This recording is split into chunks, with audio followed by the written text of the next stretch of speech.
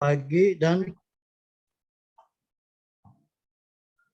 selamat bergabung untuk para peserta webinar hari ini. Saya ucapkan terima kasih atas kehadirannya di Seminar Nasional Edukasi Sekolah Tinggi Ilmu Ekonomi Kasih Bangsa seri 48 dengan tema Membangun Bisnis dalam Etika Bisnis yang diadakan pada hari ini, Minggu 18 Juli 2021.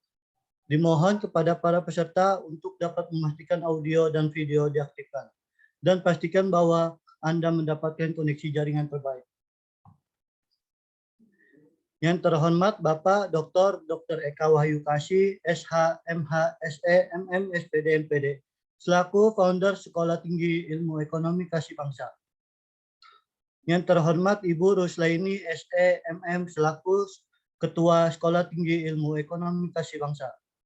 Yang terhormat Ibu Sri Hutami Nur Hasana, SPD, selaku Kepala Biro Administrasi Akademik dan Kemahasiswaan Sekolah Tinggi Ilmu Ekonomi Kasih Bangsa.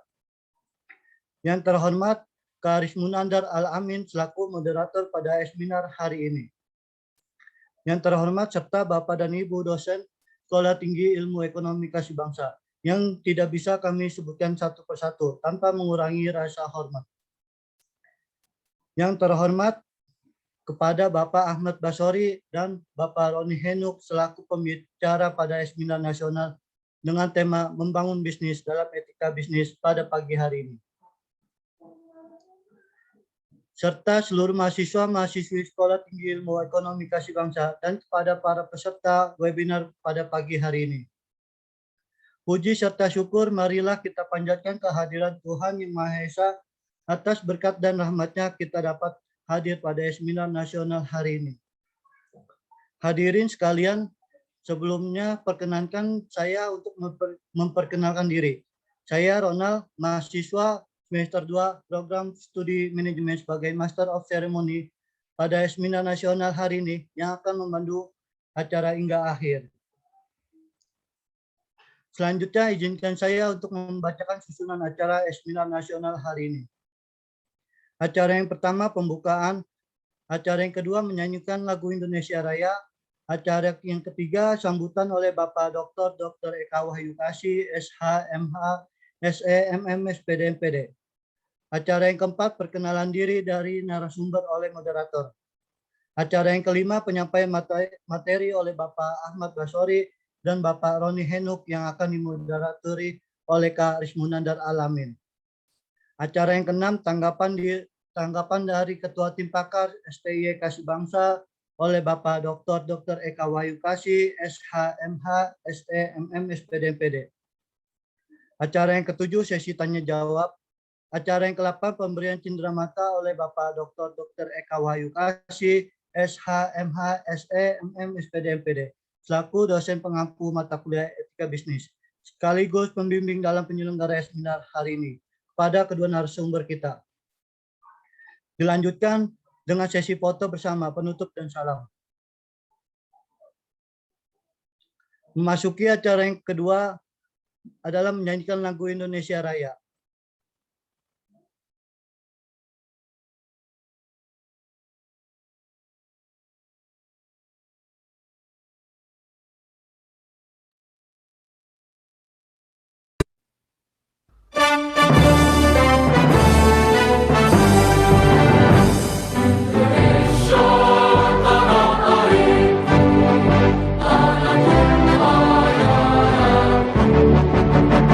Di sana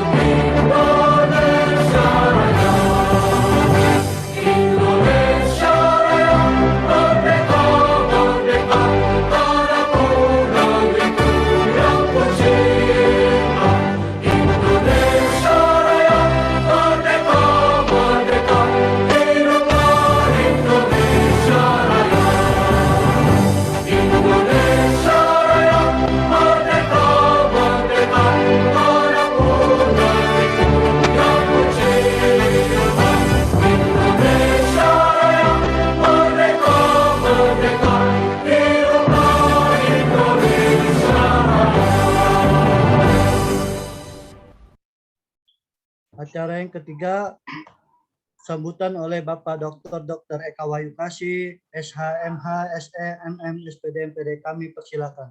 Baik, Ronald. Yang saya hormati Ketua Sekolah Tinggi Ilmu Ekonomi Kasih Bangsa, Ibu Ruslaini, SEMM.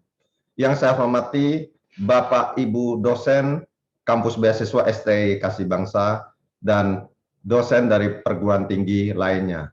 Yang saya hormatin speaker kita yang pertama, Bapak Ahmad Basori MSI, yang sering kita panggil sebagai Mr. Josh. Beliau adalah founder dari pengusaha pencinta Quran.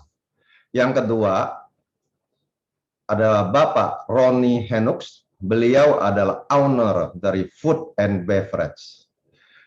Yang saya hormati juga mahasiswa kami yang tercinta sebenarnya adalah yang menjadi moderator, Rismunanda Al-Almin.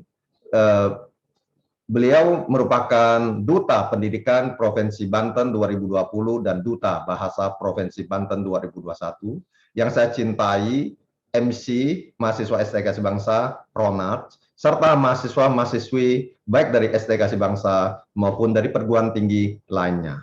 Assalamualaikum warahmatullahi wabarakatuh. Shalom, Om Swastiastu, Namo Buddhaya. Salam kebajikan, Rahayu, Rahayu, Rahayu. Salam sehat bagi kita semua dan salam Indonesia juga untuk kita semua. Marilah tiada henti-hentinya kita panjatkan puji syukur kehadirat Tuhan Yang Maha Esa bahwa pada pagi hari ini, hari Minggu 18 Juli 2021, pada jam 10.30 tepat, kita bisa mengikuti acara reguler, acara Seminar Nasional STI Kasih Bangsa seri ke-48 dengan tema Membangun Bisnis dalam Etika Bisnis. Adik-adik mahasiswa, Bapak, Ibu dosen, serta narasumber yang saya hormati. Seminar Nasional seri ke-48 merupakan tugas yang harus dijalankan sebagai tugas dari mata pelajaran, mata kuliah, etika bisnis yang sedang diikuti oleh mahasiswa-mahasiswa STI Kasih Bangsa. Dan untuk etika bisnis, setiap kelompok dalam setiap mata kuliah, mereka wajib melaksanakan seminar nasional maupun internasional untuk kepentingan mereka sendiri, yaitu mereka akan mendapatkan ilmu pengetahuan pengalaman dari berbagai pakar, praktisi, dosen dari berbagai institusi. Sehingga dalam satu semester dalam setiap mata pelajaran, minimal mereka mahasiswa STI Kasih Bangsa akan mendapatkan pelajaran pengalaman dari puluhan pakar, dosen, dan praktisi sesuai mata pelajaran. Sehingga mereka akan mendapatkan suatu pengetahuan, pengalaman, pembelajaran yang sangat holistik, bukan hanya dari dosennya sendiri yang cuma satu orang, tetapi dari puluhan orang yang dari latar belakang berbeda, dari berbagai perguruan tinggi institusi lainnya yang ada di Indonesia. Dan tugas ini dibebankan setiap kelompok yang terdiri dari 3 orang sampai 4 orang, mereka harus mencari narasumber sendiri, mereka harus menjadi MC, mereka harus menjadi moderator, dan mereka harus menyiapkan flyer, publikasi, dan sebagainya. Dan disitulah STI Kasih Bangsa ingin melatih mahasiswanya agar mereka lulus dari STI Kasih Bangsa benar-benar memiliki kompetensi, bisa menyelenggarakan event, bisa mengorganisasi event, dan memiliki pengetahuan dan kompetensi yang tinggi sehingga dikala mereka menjadi entrepreneurs, millennials, ataupun menjadi profesional di berbagai bidang setelah lulus, mereka akan benar-benar memiliki suatu etika dalam melakukan semua keputusan di mana tempat mereka berkiprah. Dan hal ini sesuai dengan visi dan slogan STI Kasih Bangsa adalah bahwa STI Kasih Bangsa ingin mencetak millennials entrepreneurs karena mereka juga dibekali dengan inkubasi bisnis level 1, level 2, level 3, dan terakhir dengan skripsi. Semua adalah studi kelayakan menganalisa pendirian startup sebagai bekal mereka masuk menjadi millennials entrepreneurs yang beretika, yang memiliki pengetahuan dan kompetensi dalam melakukan keputusan etis. Dan hari ini merupakan salah satu bagian dari visi dan STKC Bangsa dalam mencetak lulusan yang bermanfaat bagi keluarga, lingkungan, dan bangsa dan negara. Slogannya adalah lebih baik hanya mencetak satu sarjana yang bermanfaat bagi keluarga, negara, daripada mencetak 1000 sarjana yang akhirnya membebani masyarakat dan menjadi sampah masyarakat. Saya kira itu pengantar dari saya, dan dengan mengucapkan puji syukur kehadirat Tuhan Yang Maha Esa, di Seminar Nasional STKC Bangsa seri ke-48 dengan tema membangun bisnis dalam etika bisnis dengan resmi saya nyatakan dibuka. Terima kasih. Wassalamualaikum warahmatullahi wabarakatuh. Shalom. Om Santi Santi Santi Om Sabesata Bawantu Sukitata. Semoga semua makhluk hidup berbahagia. Rahayu, rahayu, rahayu. Salam sehat dan salam Indonesia buat kita semua. Terima kasih, saya kembalikan kepada MC.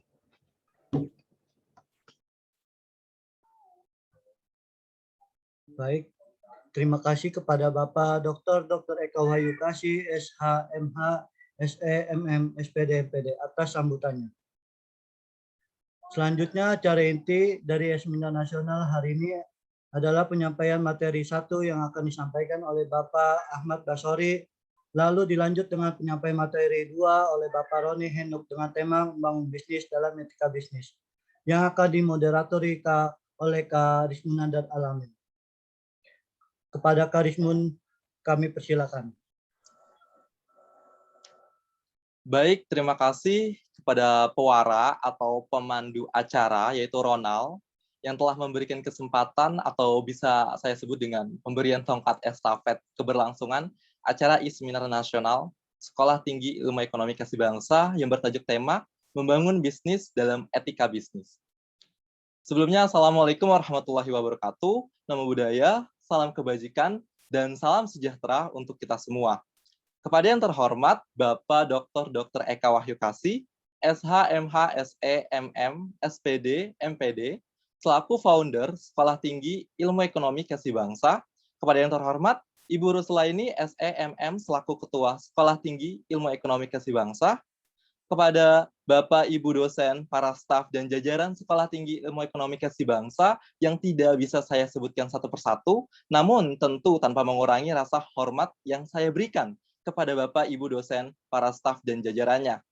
Kemudian Bapak Ahmad Basori, Bapak Roni, selaku pembicara pada I-Seminar Nasional dengan tema Membangun Bisnis dalam Etika Bisnis pada pagi hari ini. Terakhir, yang paling penting, kepada para mahasiswa Sekolah Tinggi Ilmu Ekonomi Kasih Bangsa dan para peserta I-Seminar Nasional yang saya cintai. Terima kasih sudah meluangkan waktunya untuk bisa bergabung dalam I-Seminar Nasional pagi hari ini. Baik, saya ingin menyampaikan sesuatu. Ada pepatah bilang tak kenal maka tak sayang. Itu salah. Bahkan tak kenal maka tak aruf. Itu pun juga salah. Jadi tak kenal ya kita kenalan. Perkenalkan, nama saya Rismun Nandar Alamin, atau rekan-rekan semua bisa panggil saya Rismun. Saya juga mahasiswa dari Sekolah Tinggi Ilmu Ekonomi Kasih Bangsa, dan sekarang saya selaku di I-Seminar Nasional hari ini, saya selaku moderator yang akan membersamai rekan-rekan semua demi keberlangsungan I-Seminar Nasional hari ini yang nantinya akan ada banyak materi-materi yang akan kita dapat, pengalaman dan kisah inspiratif yang kita dengar nantinya, dan tentu diharapkan nantinya kita bisa lebih memiliki wawasan yang luas perihal membangun bisnis dalam etika bisnis. Pasti teman-teman semua sudah tidak sabar ya untuk mendengarkan materi-materi yang akan disampaikan oleh narasumber-narasumber hebat kita, yaitu Bapak Ahmad Basori dan Bapak Roni. Oleh karena itu, sebelum kita beranjak kepada Bapak Ahmad Basori, yang pertama, saya akan membacakan CV beliau dan juga rekam jejak beliau. Mohon izin Bapak Ahmad Basori, atau biasa disebut atau dipanggil dengan Mr. Jos. Nama Bapak Ahmad Basori, SE, MSI, tempat tanggal lahir di Surabaya, 25 Mei 1986, dan untuk status menikah dan juga memiliki 2 anak. Untuk pendidikan sendiri, S1 Fakultas Ekonomi Universitas Indonesia, jalur PMDK, lalu S2-nya Kajian Kepemimpinan Pasca Sarjana Universitas Indonesia, dan ini beasiswa juga. Lalu pendidikan selanjutnya ada Global Leadership Workshop di Korea Selatan selama 5 minggu. Selanjutnya ada The Future Leaders PPM School of Management Jakarta, dan pendidikan selanjutnya ada The Next Leaders Paramadina University dengan Pak Anies Baswedan. Dan untuk rekam jejak karirnya sendiri, sebagai penulis bestseller Pengusaha Tangguh, Wakil Rektor Termuda, pendiri komunitas pengusaha penghafal Al-Quran, pendiri komunitas penulis produktif Indonesia, pendiri Akademi British Propolis, dan juga pengalaman akademik penyusun kurikulum kuliah 1 tahun jadi pengusaha. Nah, itu dia CV dan pengalaman rekam jejak dari narasumber kita yang pertama. Mungkin kita langsung beralih ya, karena pasti teman-teman tidak sabar nih ingin mendengarkan materi yang disampaikan oleh Bapak Basori atau Mr. Jos. Oleh karena itu, mungkin saya sambut izin ya Pak Roni untuk menyambut pertama, yaitu Pak Ahmad atau Mr. Jos untuk menyampaikan materi pertamanya. Kepada Mr. Jos, saya persilakan. Oke, terima kasih buat Mas Rismon Nandar ya, Masya Allah. Sebelumnya saya hormati, yang saya banggakan ya, Dr. Eka Wahyu, SE, ya, ME, SPD, MPD, SHMH, Masya Allah ya, pendiri dari Setia Kasih Bangsa. Saya juga pelajarin profilnya di YouTube juga ada, di internet juga ada, dan saya yakin ya kampus ini akan maju, berkembang ya, dan mahasiswa-mahasiswanya juga jadi luar biasa. Ini sebelumnya terima kasih atas undangannya. Perkenalkan, saya biasa dipanggil Mr. Jos. Jos adalah singkatan dan menurut saya cocok dengan judul ini ya, membangun bisnis dengan etika bisnis. Jos itu sebenarnya singkatan, jujur, optimis, semangat, simpatik. Nah, dengan 4 value tadi ya, jujur, optimis, semangat, dan simpatik ya, alhamdulillah saya coba bangun bisnis ini bersama teman-teman di komunitas. Dulu namanya PPQ, pengusaha penghafal Quran, sekarang lebih luas pengusaha pecinta Quran. Karena ya kadang-kadang orang agak kurang nyaman dibilang penghafal Quran. Saya sendiri juga lagi proses ke sana. Nah, mungkin nanti slide-nya nanti aja saya coba share dulu ya buat awalan. Di close dulu aja slide-nya. Nanti itu gampang banget bisa dibagi. Nah, sebelumnya ini kan materinya berat ya. Bagaimana membangun bisnis, satu hal. Yang kedua adalah dengan etika bisnis. Dan etika ini akan akan dibuktikan dengan perjalanan waktu. Apakah pembisnis ini, apakah pengusaha ini, apakah entrepreneur ini sosok pengusaha yang beretika atau tidak, atau curang, culas, suka mainin harga dan sebagainya. Ya. Nah, kita akan bahas di membangun bisnisnya dulu. Bismillah. Ya. Agak berat kalau kita ngomongin sebagai pembisnis dan entrepreneur kalau kita tidak menjalani bisnis, tidak jalanin bisnis. Saya pernah di masa-masa dulu jadi pendidik juga ya, sebagai seorang dosen. Itu saya ngajar bisnis tapi belum punya bisnis, ataupun punya bisnis tapi so-so aja. Sampai akhirnya saya memutuskan untuk full jadi pembisnis, full jadi pengusaha, dan di sana alhamdulillah di komunitas PPQ ya ada sekitar 1.000 lebih mitra-mitranya yang setiap hari ya kita bimbing bisnis seperti ini, seperti Zoom seperti ini. Bahkan sehari itu bisa sampai 5 kali 6 Zoom, dan kita punya etika saat di Zoom ya, itu kamera harus nyala, video harus nyala. Saya doain yang di sini videonya nyala ya, punya rezeki ya, punya income, punya penghasilan ya, sesuai dengan jumlah umurnya. Wow. Maksudnya gimana Mr. Jos ya? Ini serius nih. Karena saya udah S2 nih, dan saya ada tantangan khusus dari mentor saya. Kalau saya udah tembus sekian M gitu kan, nanti boleh lanjut S3 ya, nanti jadi temannya Dr. Eka Amin ya. Sekarang lagi ikhtiar fokus di bisnis dulu. Jadi gini, saya dulu di masa mahasiswa pernah mengalami masa susah. Yang namanya mahasiswa ini bukan di masa pandemi ya, di masa kita masuk offline. Itu ada segitiga emas. Apa itu segitiga emas ya? Biasanya itu kosan, warteg, kampus. Kosan, warteg, kampus. Lama-lama mampus, kita nggak jadi apa-apa. Nah, saya pingin yang hadir pada seminar membangun bisnis ini punya impian besar. Supaya apa? Ya Allah kasih rezeki lebih besar. Allah maha besar, Tuhan maha besar, maka Allah ya pencipta kita bisa kasih rezeki besar. Kepada siapa? Kepada mereka yang punya impian-impian besar. Alhamdulillah dengan wasilah bisnis saya punya impian itu, kan ini Quran ya, punya 114 surat ya. Nah, saya pingin setiap negara yang saya kunjungi itu saya murojaah satu surat Al-Qur'an. Minimal kalau yang di sini muslim kan tahu ya, pasti hafal surat Al-Ikhlas dan sebagainya. Alhamdulillah dalam menjalani bisnis ini udah hampir 14 negara ya. Saya udah pernah ke Hong Kong, ke Hainan Cina, kemarin itu ke Eropa sama Asia apa ya? Ini 10 hari 10 negara lah. Itu ke Inggris, ke Perancis, ke Belgia, ke Swiss, mana lagi ya? Ada istri soalnya ikut juga. Ke Oman juga, ke Belanda ya. Terus kita juga bentar lagi mau ke Jepang, kalau Korea itu waktu mahasiswa, ke Asia Tenggara itu Singapura, Malaysia, Thailand, udah pernah juga. Nah, waktu saya jadi dosen pun, juga saya challenge mahasiswa saya untuk bisa pergi minimal ke Asia Tenggara. Karena apa? Nanti kita akan belajar langsung. Bagaimana Singapura itu bisa maju. Bagaimana Malaysia juga bisa maju. Saya yakin Indonesia bisa maju. Dan itu nggak bisa dikatakan dengan ceramah seperti ini. Saya yakin teman-teman pasti ingin langsung ke sana. Ya, jadi saya akan ulang ya. Jadi dulu ada masanya, saya itu jadi mahasiswa, segitiga emasnya itu aja.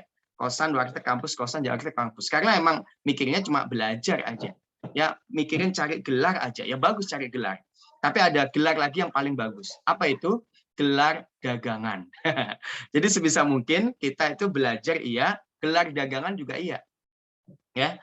Nah, saya sudah buktikan ya, walaupun saya terlambat dan bisa mencapainya itu di usia 30-an, saya punya mitra-mitra di PPQ ini yang usianya itu sama dengan income-nya. Ya, contoh nih. Di sini ada yang usianya 19 tahun ada di sini, 19 tahun atau 20 tahun atau 21 tahun. Coba yang bisa chat di Zoom ya. Chat ya, usianya berapa tahun? Silakan di-chat aja. Silakan. Kenapa Mr. Jos harus di-chat? Ya, saya pengen tahu usianya berapa ya. Nah, nanti jadi doa. Karena saya dapat ilmu ini dulu waktu mahasiswa. Dari salah satu mentor saya namanya Pak Haryanto Kandani ya, seorang Buddhis ya, tapi Masya Allah saya belajar bisa sama beliau, belajar impian besar dari beliau ya. Nah, kalau usianya 20 tahun ya, kata mentor saya ini, Pak Haryanto Kandani ya, itu harus punya income 20 juta sebulan. Kira-kira usia 20 tahun, punya income 20 juta sebulan. Mau atau mau banget? Yang mau banget, tulis, mau banget. Mr. Jos, usia saya 19 tahun, Mr. Jos. Ya udah, saya doain punya income sebulan 19 juta setiap bulannya. Mau gitu ya. 18 juta Mr. Jos. 15 tahun. Ya udah, niatkan 18 juta per bulan. Nah, ini ilmu waktu saya dapat waktu masih mahasiswa. Ya, kemudian saya ngeyel. Ya, saya protes. Kan sebenarnya itu ada dua tipe orang. Satu yang mau sukses, dua yang hanya protes. Kemudian Pak Haryanto Kandani, ya seorang Chinese juga, bilang, "Hai Mr. Jos, ada nggak di luar sana pemuda yang usia 20 tahun, atau 19 tahun, atau 18 tahun, yang penghasilannya 20 juta per bulan, 19 juta sebulan, 18 juta per bulan?" Ya, saya bilang ada. Kalau mereka bisa, Mr. Jos juga bisa. Itu kata-kata yang saya pegang terus. Walaupun akhirnya setelah saya selesai S1, S2, kemudian kerja, usia saya belum sepadan dengan penghasilan saya setiap bulannya. Baru setelah saya jadi pengusaha, antara usia saya dengan penghasilan saya itu bisa sama dan bahkan lebih. Kemudian saya berikhtiar ya untuk mencetak pengusaha-pengusaha yang masih muda. Ya, kita juga ada lab-nya namanya PPQ Yes, pengusaha pecinta Quran Yes, yang entrepreneur school ya. Itu alhamdulillah ada Ustadz Sigma usia 19 tahun, sudah umroh, udah melunasin utang orang tuanya hampir 27 juta. Ada Azhar itu dari Bandung ya, udah bisa umroh dari hasil bisnis dalam waktu 3 bulan. Ada Ustadz Akil ya, usia 24 tahun, awalnya hanya guru, sekarang pengusaha ya, penghasilannya udah lebih dari itu. Kemarin ada Mbak Rismala, lulusan sarjana teknik di satu kampus Jakarta. Ya, hari ini dia bisa kurban sapi sendiri, gede banget. Dan ya penghasilannya udah lebih dari usianya. Jadi artinya ini adalah tantangan. Jadi kalau saya bisa, yang di PPQ muda itu juga bisa. Saya yakin sahabat-sahabat mahasiswa-mahasiswa terbaik dari ST Kasih Bangsa itu bisa. Makanya harus belajar tentuin targetnya dulu. Mr. Jos, gede banget, 18 juta sebulan. Ya udah deh, mulai dari 1/10-nya. Ada 1,8 juta sebulannya. Ya, jadi ini sebuah impian dulu yang saya ditanamkan oleh mentor saya, Pak Haryanto Kandani, seorang Chinese, seorang Buddhis ya, kepada saya waktu saya masih mahasiswa. Nah, ngomongin mahasiswa ya, selain segitiga emas, itu kadang-kadang apa ya? Ya hidupnya terlunta-lunta kalau kita tidak punya arah. Hidupnya akan merana, akan susah ya kalau tidak punya cita-cita. Hidupnya akan galau sehingga masa depan susah untuk berkilau. Malah madesu, masa depan suram. Ya. Gimana mestinya supaya nggak suram ya? Saran saya ya itu tadi ya, selain belajar ya, gelar yang namanya gelar dagangan. Nah, berhubung ini ngomongin etika bisnis ya, buat yang muslim gelar sajadah. Minta ke Allah rezekinya, minta ke Allah penghasilannya. Sesuaikan dengan agamanya masing-masing tentunya ya. Nah, dalam dunia kampus ya, ada namanya IPK. Bagus, saya juga pernah cum laude waktu S1, S2 juga alhamdulillah lulusnya 3,5 ke atas lah. Indeks pendapatan kumulatif. Nah, kita sekarang ngomongin membangun bisnis. Bisnis juga ada IPK-nya. Hah? Emang beneran ada, Mr. Jos, IPK dalam bisnis? Ada. Ya, silakan diketik. Dalam bisnis punya IPK. Apa itu IPK? I, indeks, P, pendapatan, K, kumulatif. Jadi itu yang kita kejar, ya. Bagaimana ya pencipta kita Allah Subhanahu Wa Taala itu layak, ya, pantas, ya, bisa ngasih kita rezeki jauh lebih besar, ya. Makanya di beberapa seminar waktu saya diundang di kampus-kampus di seperti Zoom ini juga, waktu offline juga sering banget ya. Itu saya tantang, ya, mahasiswa-mahasiswa untuk berani bilang ke orang tuanya, mulai bulan ini nggak minta uang jajan lagi ke orang tuanya. Berani nggak? Rata-rata nggak berani. Ya, ngomonginnya cinta-cinta virus merah jambu, ngomonginnya I love you, pinginnya mau nikah, ngidupin diri sendiri aja nggak bisa. Ya, maunya pacaran, bensin aja masih minta orang tua. Ah, memalukan. Ya. Boleh kita kasih bunga, tapi lebih bagus lagi kasih bunga plus pekarangan rumahnya. Alias kasih rumah gitu kan. Atau mungkin waktu Valentine ngasih coklat, bagus banget. Tapi kalau kita entrepreneur, kalau kita pembisnis, kalau kita pengusaha, ngasih coklat plus perkebunan coklatnya. Jadi buat teman-teman itu ya, harusnya fokusnya jelas. Ya, kalau harta orang tua, harta orang tua. Kalau harta kita, nah ini yang kita harus perjuangkan sama-sama. Berani tidak? Ya, bilang ke orang tua, bulan ini juga, Juli ini 2021 bilang stop, berhenti kasih uang jajan. Berani tidak? Ya. Nah, nggak usah dijawab di sini. Ya, yang punya nyali aja yang berani. Saya yakin, hakul yakin, benar-benar yakin, ya. Pasti orang tua itu nggak tegaan, ya. Pasti nggak tega sama kita, pasti tetap dikirimin duit, pasti dikasih duit, ya. Apalagi tampang kita susah gitu kan. Nah, saya dulu di mahasiswa itu dipaksa untuk pintar, dipaksa untuk masuk cum laude, dipaksa untuk IP-nya itu bagus. Karena apa? Hidup saya susah. Jadi saya dulu itu penerima beasiswa. Ya, saya dapat beasiswa dari dompet duafa. Jadi saya ini duafa di kampus. Makanya dikasih beasiswa, dan bukan satu beasiswa. Saya pernah dapat 3 beasiswa. Sehingga setiap bulannya itu dapat ya 1 juta itu lebih lah. Karena nyari orang susah di kampus UI saat itu susah. Ketemunya saya, akhirnya dikit-dikit lagi dapat beasiswa dan nggak enak. Dapat beasiswa itu nggak enak, dikasih terus. Kita harus punya mental ya, membangun bisnis supaya apa? Bisa ngasih, ya, bisa beri, bisa kasih beasiswa. Jadi dulu saya dikasih beasiswa, ya alhamdulillah sekarang ya bisa ngasih. Kalau dulu mustahik, sekarang muzaki. Dulu dikasih orang, sekarang ngasih orang. Ya, nah saya ngomongin mahasiswa ini mulai dari mental. Karena dulu emang orang tua saya ya mau ditelepon, mau dihubungi, emang nggak bisa ngirim duit. Saya merantau dari Surabaya sampai ke Jakarta. Makanya yang pengen sukses ya, apalagi laki-laki ya, itu silakan merantau. Insya Allah hidup berkilau. Silakan hijrah, hidup akan berubah. Asal niatnya buat Allah Subhanahu Wa Taala. Kalau kita masih ngendon sama orang tua aja ya, ya susah majunya, apalagi untuk laki-laki. Ya, nah buat laki-laki yang nggak bisa hidup mandiri, yang mohon maaf ya, jenggotnya udah tumbuh, kumisnya udah ada, bulu ketiaknya udah lebat, tapi masih minta sama orang tua, usianya udah balik, udah sunat ya. Mendingan menurut saya kalau nggak punya mental mandiri ya, ini agak kasar sih, tapi bagus lah buat nyemangatin. Mendingan pakai daster. Ya, atau kalau pacaran masih minta orang tua ya, dulu zaman nonton bioskop ya, repotin orang tua, bebannya orang tua ya, mending cowok-cowok kayak gini dimasukin di toples ya, yang transparan gitu ya, dijemur siang-siang kayak gini. Nggak layak dia ngomongin cinta kalau untuk diri sendiri aja dia nggak bisa gitu. Pak Mr. Jos kok Keras banget, ya kayak gitu. Karena saya ngelihat sekarang itu banyak laki-laki letoy. Saya mau cerita, murid saya yang namanya Azhar, usia 19 tahun, 3 bulan bisa umroh. Ya, dia anak orang kaya, mobil di rumah ada 3. Tapi dia bilang apa? Itu harta orang tua saya. Saya mau ya mandiri dengan bisnis. Akhirnya apa? Beneran bisa mandiri. Bahkan sebulan itu income-nya udah 50 juta sebulan. Itu masih muda. Ya, nanti mungkin bisa diundang di sini ya. Dan yang saya suka sama beliau, anaknya berbakti, ibadahnya juga bagus, tapi mau bisnis. Akhirnya menikah muda. Alhamdulillah, usia 20, usia 21 kayak Sigma, itu juga usianya 21 tahun udah menikah, udah bisa beli mobil BRV sendiri. Ya, saya juga waktu diundang di sini saya minta Pak Jojo, itu sahabat saya, ya, julukannya dosen miliarder. Ya, dulu kerja ya alhamdulillah, jadi pengajar alhamdulillah, sekarang jadi pengusaha, rezekinya lebih luar biasa. Bahkan untuk kurban ya, beliau itu bisa sampai 10 kambing lebih, Masya Allah. Ya, nah saya pingin teman-teman waktu mahasiswa itu berani ya untuk apa? Berani untuk mandiri. Minimal bilang ke orang tua ya untuk tidak minta uang jajan lagi.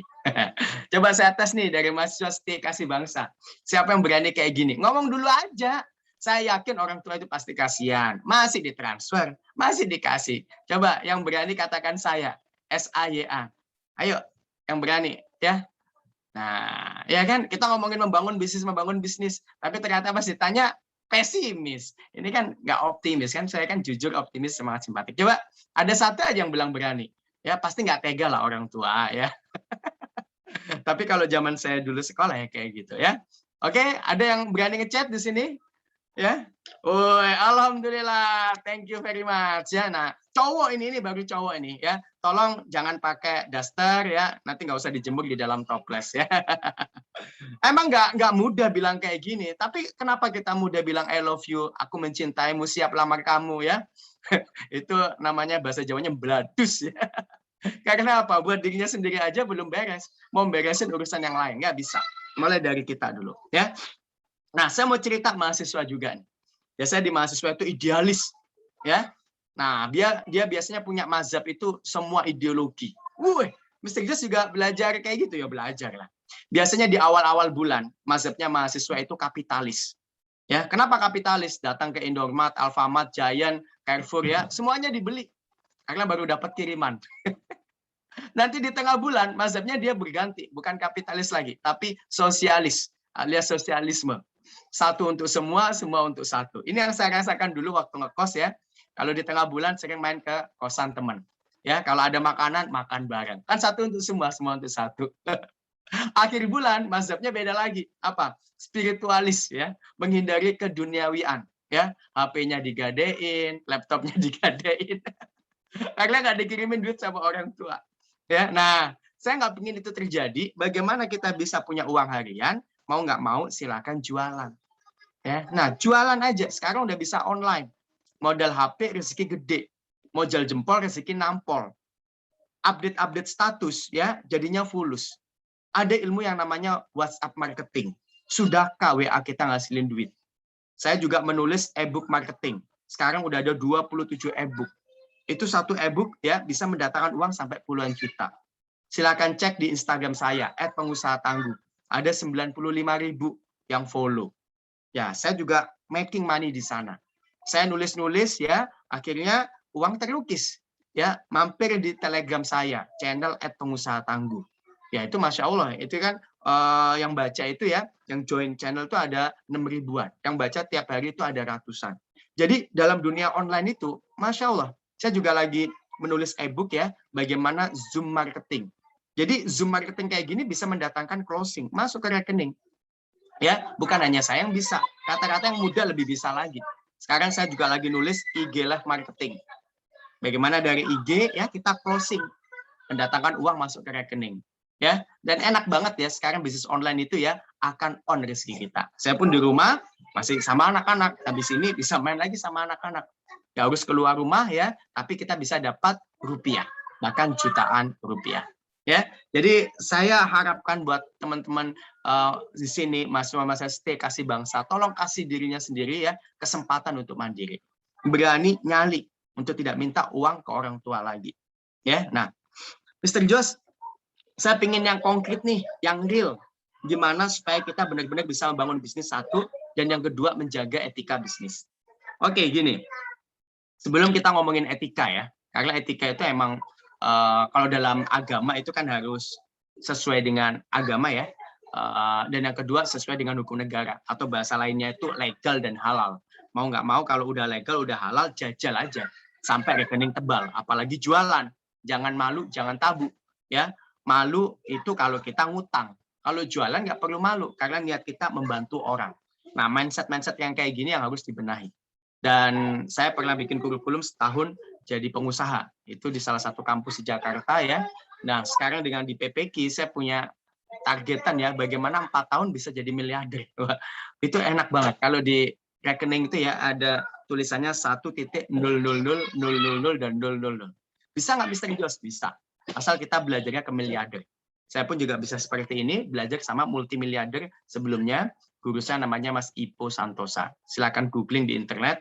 Beliau penulis mega bestseller 7 Keajaiban Rezeki, dan beliau ngajarin saya sampai buku saya Pengusaha Tangguh bisa jadi bestseller di Gramedia. Jadi untuk bisa sukses jadi pengusaha, belajarlah dari pengusaha yang udah sukses duluan, ya, dan yang mau ngajarin kita terus-terusan. Gak cukup cuma sekali. Ya, saya pagi tadi mengisi kuliah pagi miliarder. Itu hari Sabtu, Minggu, Senin. 3 hari berturut-turut. Ya. Nah, itu program khusus dari jam 7:30 sampai 8:30. Tapi setiap sorenya itu ada Zoom kayak gini ya, dari jam 4 sore sampai jam 5 sore. Senin, Selasa, Rabu. Ya. Kemudian dari Jumat itu ngisi, saya langsung ngisi. Biasanya Senin, Selasa, Rabu itu yang ngisi itu ya murid-murid saya yang udah sukses ya. Kalau hari Jumat itu saya ngisi dari jam 4 sampai jam 5:30. Ya. Kemudian hari Sabtu itu ada pembinaan dari Mas Ipo tadi itu ya, Sabtu ini itu jam 3:30 sampai jam 5. Bahkan dari Senin, kayak sekarang di Sabtu, besok Minggu, sekarang Minggu ya, besok Senin gitu kan. Itu Senin, itu ada pembinaan Zoom kayak gini jam 3 pagi. Saya ulang, jam 3 pagi. Jadi harus sudah tahajud dulu, doa dulu sama Allah gitu kan, supaya rezekinya banyak gitu kan. Nah, habis itu belajar. Jadi mereka yang siap jadi pengusaha, yang siap bisnisnya besar, ya, itu harus dekat dengan Allah Subhanahu wa taala. Bahkan dalam beberapa kepanjangan itu ya, tahajud, tahu-tahu harta terwujud, tahu-tahu harta bersujud. Ya, kayak saya sebelum isi Zoom kayak gini, saya udah duha duluan, sholat duha, duit dan harta. Ya. Jadi itu yang akan menjaga etika kita, karena ya kita dekat sama Sang Pencipta, sehingga kita nggak mungkin mengada-ada untuk mencurangi orang. Jangan sampai orang beli online, belinya 3, dikasihnya 1. Jangan sampai fotonya itu bagus, ternyata pas yang datang itu nggak sesuai. Itu benar-benar tidak beretika, dan bisnisnya tidak akan tahan lama. Oke, Mr. Jos ya. Nanti saya ada slide, silakan nanti teman-teman bagikan ya. Boleh saya tampilin biar saya bahas sekilas ya.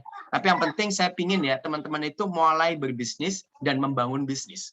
Ya tentunya dengan cara-cara yang beretika ya. Boleh digedein slide-nya ya. Biar ngeh ya. Boleh diklik siapa nama saya, nanti jangan-jangan udah setengah jam saya ngomong lupa lagi. Siapa nama saya tadi? Mister siapa? Banyak yang ketipu ya, dikirain saya bule, padahal saya orang Indonesia asli ya. Silakan digedein, bisa nggak? Ya. Nah, jadi ini materi saya singkat padat, dan ini saya kasih sesuai dengan zamannya. Jadi di zaman online ya. Nah, bagaimana kita membangun bisnis di zaman online ini yang beretika. Jadi, sahabat-sahabat semua, mahasiswa-mahasiswa setia kasih bangsa yang saya cintai karena Allah, ya. Jadi, untuk kita bisa punya bisnis yang beretika dan makin gede dan luar biasa, pastikan kita punya good personality. Ya. Nah, saya tadi kan nanya nih, intention teman-teman apa? Apakah ikut kuliah bisnis ini karena terpaksa atau karena kesadaran? Kalau saya, kenapa mau jadi pengusaha? Karena saya ingin rezekinya berlimpah, itu aja. Tapi kalau saya waktu jadi karyawan, jadi pekerja, ya udah tahu bahwasanya takaran rezeki saya sesuai gaji. Kalau Tuhan ingin ngasih rezeki lebih, mau nggak mau saya harus punya bisnis sampingan sampai akhirnya berkelimpahan. Waktu itu saya pernah ngalamin setahun waktu kerja itu ya, punya bisnis sampingan sampai akhirnya penghasilan dari bisnis lebih dari gaji saya. Tapi waktu saya kerja, tetap saya tidak melakukan bisnis sampingan. Itu yang namanya integritas. Jadi saya harus lebih keras lagi. Jadi 1 jam sebelum kerja saya bisnis, pas istirahat kerja itu saya makan cepat, sholat ya, habis itu ngurusin bisnis ya, pas pulang kerja 1 jam ngurusin bisnis lagi. Capek Mr. Jos? Oh capek banget. Jadi kalau kita ada intention, niat jadi pengusaha, ya maka Tuhan akan mempermudah dan Tuhan akan kasih caranya. Terus yang kedua, vision. visi. Ya mau sekaya apa sih kita gitu loh. Nah, kalau teman-teman nih ya, mohon maaf banget yang beragama muslim, besok kan lusa itu ada Idul Adha. Harusnya ya kalau kita punya HP, bisa Zoom kayak gini, itu harusnya bisa kurban kambing. Karena harga kambing sama harga HP itu sama. Cuma kadang-kadang kita mendulukan kepentingan kita, HP. Suruh kurban kambing nggak mampu, akhirnya setahun nggak mampu. Ya, termasuk kalau kita beragama lain ya, sedekah itu penting, berbagi itu penting. Dalam Kristen ada persepuluhan. Saya belajar dari Pak Andri Wongso, seorang Buddhis, seorang Buddha. Oh, itu sedekahnya Masya Allah. Waktu saya ikut seminar beliau kayak gini, beliau bagi-bagi buku. Itu banyak banget. Ya, jadi Pak James Gui itu dari Singapura, ya, Kristiani, ya, Chinese, berbaginya Masya Allah. Ya, banyak banget. Atung desem waringin. Jadi memang ya, visi kita kalau sekedar kaya untuk diri kita, biasanya Tuhan itu akan kasih secukupnya. Tapi kalau kita visinya ingin ya berbagi buat sesama, ya Tuhan akan kasih rezeki berkelimpahan. Bahkan ada satu buku bagus namanya Man of Honor. Ya, penulisnya William Suryajaya, pendiri Astra. Ya, pernah jadi orang nomor 1 terkaya se-Indonesia. Beliau bilang apa? Ya, tujuan saya menjadi konglomerat supaya bisa banyak buka lapangan pekerjaan buat yang lainnya. Nah, kalau saya kan bukan perusahaan nih, ya bisnis, jualan, ya saya membantu mensejahterakan ribuan mitra. Yang lunas hutang jadi lunas hutangnya. Yang punya pinjol ya nggak benjol, ya ayo jualan sampai rezekinya nampol, gitu loh. Yang belum umroh gimana setahun atau kurang bisa berangkat umroh ke tanah suci Mekah dan Madinah. Yang masih mahasiswa ya bisa jadi wisudawan jutawan. Itu visi. Nah, kalau kita punya kayak gini, insya Allah kita lebih berenergi, ya. Terus yang kedua, action. Ya, makanya action itu tidak bisa dipaksa, tapi sesuai dengan komitmennya. Kalau udah komit, jangan komat-kamit. Coba berani bilang ke orang tua, nggak minta uang jajan, langsung action jualan dengan sendirinya. Bahkan dulu waktu saya mahasiswa punya tantangan, gimana sehari bisa punya uang 100.000. Pikirin tuh, pikirin caranya gimana. Harus jualan apa? Yang penting nggak boleh ngutang, ya kan? Nggak boleh jualan barang kita, ya. Mau nggak mau ya jualan akhirnya, ya.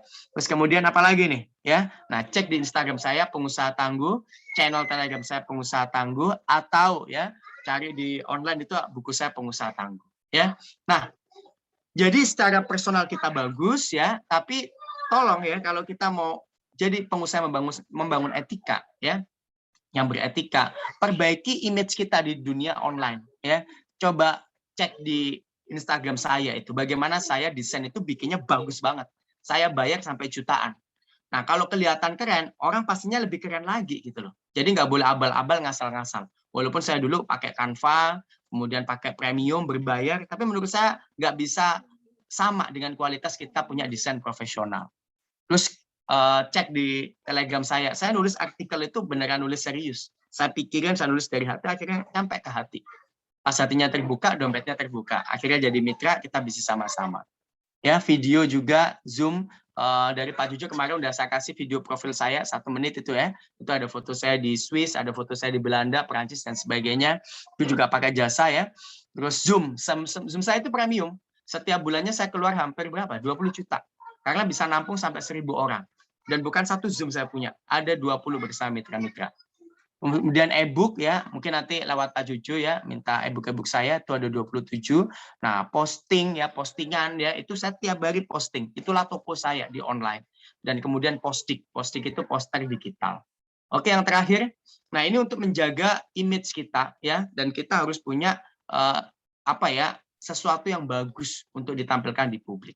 Oke, slide yang terakhir silakan ditampilkan Mas Riz. Nah, tips bagaimana kita punya bisnis etik. Jadi gini loh, saya pernah ngalamin punya mitra bisnis yang culas, yang curang, ya, yang suka potong kompas, yang suka merebut pelanggan. Makanya nggak enak banget kayak gitu. Nah, gimana supaya Tuhan memberikan teman-teman kita di bisnis ini yang baik? Nah, saya punya 2 tips terkait bisnis etik ini. Yang pertama adalah orang seniatan akan didekatkan. Saya itu menghargai orang-orang yang berpendidikan tinggi, seperti itu Dr. Eka Wahyu. Itu SH nggak mudah itu, malah MH. Beliau itu nggak mudah untuk SPD, tapi malah MPD. Beliau juga pendidikannya sampai 6 gelar. Saya ini pecinta ilmu, ya. Jadi saya juga mau lanjut sampai doktor, bahkan sampai profesor. Jadi kalau kita berteman dengan orang-orang yang terpelajar, kita akan jadi terpelajar. Kita berteman dengan pengusaha akan jadi pengusaha. Jadi kita jadi orang baik akan ketemu dengan orang-orang baik. Jadi pastikan kita orang baik ya. Nanti orang seniatan akan didekatkan. Terus perbaiki diri, akan menarik orang-orang baik dan terbaik di sekitar kita. Berbuat bukan sekali-kali baik, tapi berkali-kali baik. Dan persembahkan karya yang terbaik. Ya, ini poin kedua, jaga pertemanan, persahabatan dan lingkungan. Berteman boleh dengan semua, tapi pilih siapa yang mau jadi sahabat kita, termasuk dalam mitra bisnis. Mengalah, strategi fokus ke depan, dan rezeki pasti sudah Allah atur dan kasih. Jadi kita itu yakin ya, pencipta kita itu maha kaya. Maka kita punya pilihan, kalau nggak kaya, kaya banget. Ya kan? Nah, tinggal kita mau nggak memataskan diri kita di jalur yang kaya ini, ya, tapi dengan beretika, dengan menjadi pengusaha. Ya, nah sekian udah 30 menit dari saya. Mohon maaf jika ada salah kata. Ya, sukses terus buat Setia Kasih Bangsa dan salam hormat buat Dr. Eka Wahyu. Terima kasih. Silakan dilanjutkan. Baik, terima kasih kepada Mr. Jos yang sudah memberikan pemaparan materinya yang luar biasa dan menarik, dan tentu ini bisa membuat kita semua rekan-rekan pastinya lebih open minded gitu. Bagaimana sih membangun bisnis dalam etika bisnis seperti itu. Dan untuk rekan-rekan semua, tunggu dulu jika kalian sudah tidak sabar ingin bertanya, karena kita langsung beralih ke narasumber kita yang kedua yang tidak kalah luar biasanya di dunia bisnis tentunya, yaitu Pak Roni. Sebelumnya saya ingin membacakan CV atau rekam jejak beliau terlebih dahulu. Untuk nama Bapak Roni Henuk, asal Ruteng, Flores, Nusa Tenggara Timur. Untuk pengalamannya sendiri dari tahun 2002 sampai 2009 itu sebagai marketing properti, di tahun 2009 sampai 2012 sebagai owner 3-in-1 property, lalu di tahun 2013 sampai tahun 2021 yaitu sebagai developer properti, di tahun 2015 sampai 2021 itu sebagai petambak udang. Wow, hebat ya, tadinya properti, sekarang petambak udang. Lalu di tahun 2019 sampai 2021 yaitu membuka bisnis tepatnya di bidang food and beverage.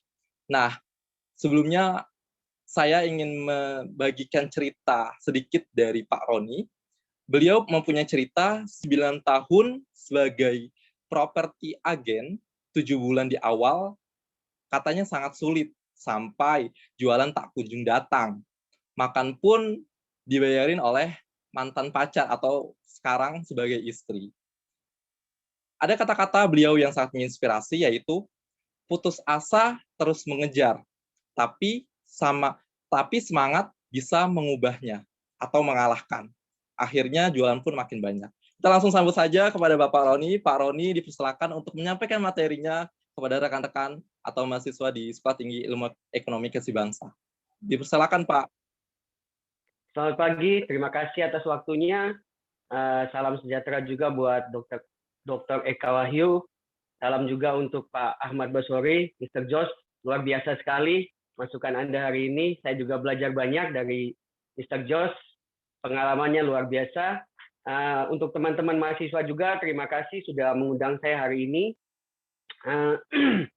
Saya memulai cerita saya, mungkin teman-teman tidak menyangka juga ya, saya dulu tahun 2002, ketika saya lulus kuliah, saya seorang perantauan. Saya merantau ke Surabaya dari NTT, kuliah di Surabaya, dan saya tidak punya modal seperti banyak orang atau yang pengusaha-pengusaha yang ada sekarang. Nah, saat itu karena saya tidak mempunyai modal, akhirnya saya belajar bagaimana sih kita bisa bekerja yang tidak mengeluarkan modal, tapi bisa mendapatkan penghasilan yang besar. Nah, kebanyakan dari teman-teman saya waktu kuliah, mungkin saya juga dengan teman-teman yang ada kuliah saat ini ya, ketika kita mau lulus kuliah atau kita masih jalan pada saat kuliah, kita selalu berpikir bagaimana untuk menjadi yang terbaik, bagaimana untuk menjadi yang nomor 1 di bidang akademis kita. Dan ketika kita mau lulus, kita selalu saling bertanya ya, nanti mau kerjanya di mana? Nanti mau kerjanya di mana? Mau kerja di bidang apa? Dan hanya ada sedikit sekali orang yang selalu bertanya, nanti aku mau bikin pekerjaan apa ya? Aku mau bikin usaha apa? Itu sedikit sekali. Tetapi ada ribuan orang yang selalu bertanya, saya nanti mau kerja di mana? Dan saya mau kerjanya apa? Sama seperti yang tadi Pak Mr. Jos juga nyampaikan ya, bahwa anak kuliah itu selalu takut. Mereka tidak berani mengambil sikap bahwa, wah saya bisa hidup dari usaha saya sendiri. Selama saya masih punya orang tua, selama saya masih punya ayah ibu yang mengirimkan uang, jangan pernah takut untuk memulai usaha Anda. Dan saat itulah saya memulainya. Di mana waktu itu orang tua saya juga tidak seberapa kaya ya, karena kita usahanya dagang ya di Flores NTT. Jadi dia hanya bisa mengirimkan saya uang bulanan sangat kecil sekali saat itu. Kalau di tahun 95 sampai 98 itu saya hanya dikirim uang satu bulan itu sekitar 150 ribuan. Itu untuk uang sekolah, uang asrama, dan uang jajan saya setiap bulannya. Dari situ saya merasa bahwa itu semua terlalu kecil. Sehingga saya memutuskan dari saya SMA sampai ke kuliah, saya melakukan yang namanya bisnis multi-level. Kenapa saya memilih bisnis marketing? Karena di situ kita melakukan bisnis itu adalah tanpa modal. Kita hanya modal keberanian, modal mulut aja, tapi kita bisa menghasilkan uang. Dari sanalah saya belajar bagaimana menjadi marketing terus-menerus, sampai akhirnya saya menginjak bangku kuliah. Nah, saat kuliah mau lulus, di dalam benak saya selalu berpikir, kalau saya mencari pekerjaan, artinya saya membatasi diri saya. Artinya apa? Gaji saya ya paling cuma segitu aja. Kalau nggak UMR, pasti di bawahnya. Tetapi kalau saya bekerja sebagai marketing, saya bisa mendapatkan yang lebih. Tergantung dari seberapa kuat saya berusaha, akan semakin menambah penghasilan saya. Ternyata hasilnya juga di luar dugaan. 7 bulan setelah menjadi marketing, saya tidak menjual apapun. Gitu loh.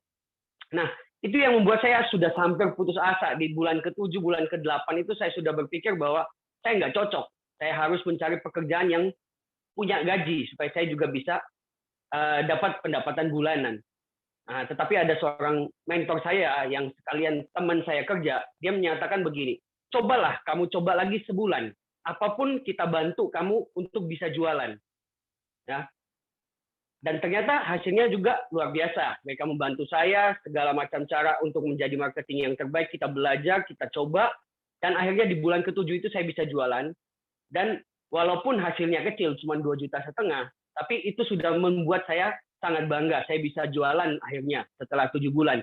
Dan dari hasil yang saya dapat tadi 2,5 juta, ternyata seperti yang Mr. Josh juga tadi sampaikan ya, kalau kita udah berusaha mati-matian, Tuhan tidak pernah menutup pintu rezeki kita. Tuhan akan memberikan apa yang kita udah tabur. Jadi setelah saya menjual di bulan ke-7, 5 bulan kemudian saya mendapatkan proyek, dan akhirnya saya bisa menjual sekitar pendapatan saya sekitar, kalau teman-teman saya ceritakan juga mungkin akan kaget ya, dalam sebulan saya bisa mendapatkan penghasilan kurang lebih sekitar 1 miliar. Hanya dalam waktu 5 bulan setelah pendapatan pertama saya 2,5 juta, saya bisa mendapatkan di 5 bulan kemudian itu sudah sampai 1 miliar. Nah, dari sana saya mulai berpikir bahwa ternyata pekerjaan marketing itu begitu menjanjikan. Tetapi kenapa banyak anak-anak muda, anak-anak mahasiswa, anak-anak SMA, mereka tidak pernah mau mencoba untuk menjadi marketing, tapi mereka selalu mau berusaha untuk menjadi pegawai. Kenapa? Karena di sana suatu kenyamanan dan keamanan bagi dia. Penghasilan dia aman, dia tiap bulan dapat, dia bekerja menghabiskan waktunya dari jam 8 pagi atau jam 9 pagi sampai jam 5 sore, ya cuma sebegitu aja. Tujuannya dia adalah mendapatkan kenyamanan. Orang-orang yang mau jadi pengusaha, membangun bisnisnya, mereka harus punya ketangguhan, mereka harus punya daya pikir yang melewati itu semua. Mereka tidak mau hanya di zona nyaman tadi. Kenapa? Karena waktu kita terbatas. Anda hanya bisa bekerja kurang lebih 20-30 tahun. Tapi kalau Anda mau bekerja sampai di usia 60 atau 70 tahun, ya silakan. Tapi Anda juga harus jaga kesehatan. Nah, kenapa saya bisa melakukan hal ini? Membangun bisnis itu sebenarnya hal yang mudah. Mudah sekali kita membangun bisnis. Ketika kita mau menciptakan suatu usaha, kita mau membuat suatu bisnis, itu gampang banget. Sama seperti tadi yang disampaikan juga sama Mr. Josh. Tinggal dagang. Dagang apapun itu sudah merupakan sebuah bisnis. Ya, perdagangan itu juga sudah merupakan sebuah bisnis. Tetapi yang membedakan itu apa? Konsistennya kita dan tujuan kita. Bagaimana kita mau terus bertahan di bisnis itu? Kenapa? Banyak sekali orang-orang sekarang yang mau membangun bisnis. Anak muda zaman sekarang itu banyak sekali yang mau membangun bisnis, tetapi mereka tidak konsisten. Artinya apa? Hanya FOMO, suka ikut-ikutan. Jadi hanya ikut-ikutan aja. Ada yang buka seperti ini, mereka mau ikut seperti ini. Ada yang buka seperti itu, mereka mau ikut seperti itu. Tetapi mereka tidak pernah mendalaminya sampai sedetil mungkin. Hal ini yang membuat bisnis itu tidak akan pernah bisa jadi, tidak akan pernah bisa sukses. Nah, dari sana saya belajar. Saya juga membuat satu grup, Young and Success Academy. Kita mendidik ya anak-anak muda saat ini. Sudah kita dirikan dari tahun 2019 sampai hari ini. Dan sudah sekitar 500 sampai 550 anggotanya. Di situ kita mendidik, mengajarkan teman-teman ini bagaimana untuk membangun relasi-relasi bisnis. Kenapa? Saya punya prinsip yang saya belajar ya dari networking, dari pengalaman-pengalaman saya. Artinya apa? Kita membutuhkan networking untuk membangun kekayaan kita. Kalau kita tidak punya networking, kita tidak bisa membangun kekayaan kita.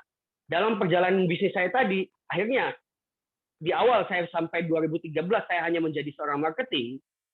Akhirnya saya memutuskan saya harus bisa mendidik marketing-marketing lain untuk bisa menjadi sukses di masa mudanya. Nah, akhirnya saya memutuskan untuk membuka kantor saya sendiri, yaitu di 3-in-1 Property itu di tahun 2009 sampai 2013 kita udah membuka itu, dan di situ banyak sekali anak-anak muda yang saya didik untuk yang saya bantu untuk bisa menjadi pemain properti yang handal, di mana di situ kita tidak mendidik mereka hanya menjadi seorang marketing, tetapi kita juga mendidik mereka bagaimana bisa menjadi seorang developer, bagaimana bisa menjadi seorang kontraktor, sehingga mereka bisa mengembangkan kreativitas mereka.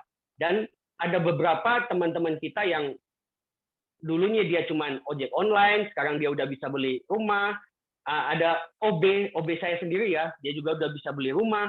Karena apa? Kita mendidik mereka bagaimana sih kita hanya dengan modal mulut aja kita bisa mendapatkan keuntungan besar dari properti. Nah, kemudian karena bisnis saya sudah berkembang cukup pesat, di tahun 2013 kalau nggak salah, akhirnya saya memutuskan untuk menjadi developer, di mana kita membuka lahan-lahan kosong untuk dibangun dengan berbagai perumahan, ruko, dan sebagainya macam. Nah, dan ikut terus berkembang sampai saat ini saya sudah mempunyai bisnis-bisnis lain di bidang lain ya. Jadi saya tidak hanya punya satu usaha, tapi saya punya usaha di bidang properti, di bidang tambak atau pertanian. Saya juga punya usaha di bidang food and beverage. Nah, dari hal sepele yang dulunya saya tidak mempunyai apa-apa, modal juga saya tidak punya. Akhirnya sekarang saya sudah bisa membangun bisnis yang bernilai aset hampir triliunan. Yang kalau saya pikir saat ini juga itu tidak masuk akal. Kok bisa ya dulu ya? Dan kenapa sih saya bisa melakukan ini? Saya hanya ingat satu pesan dari ayah saya.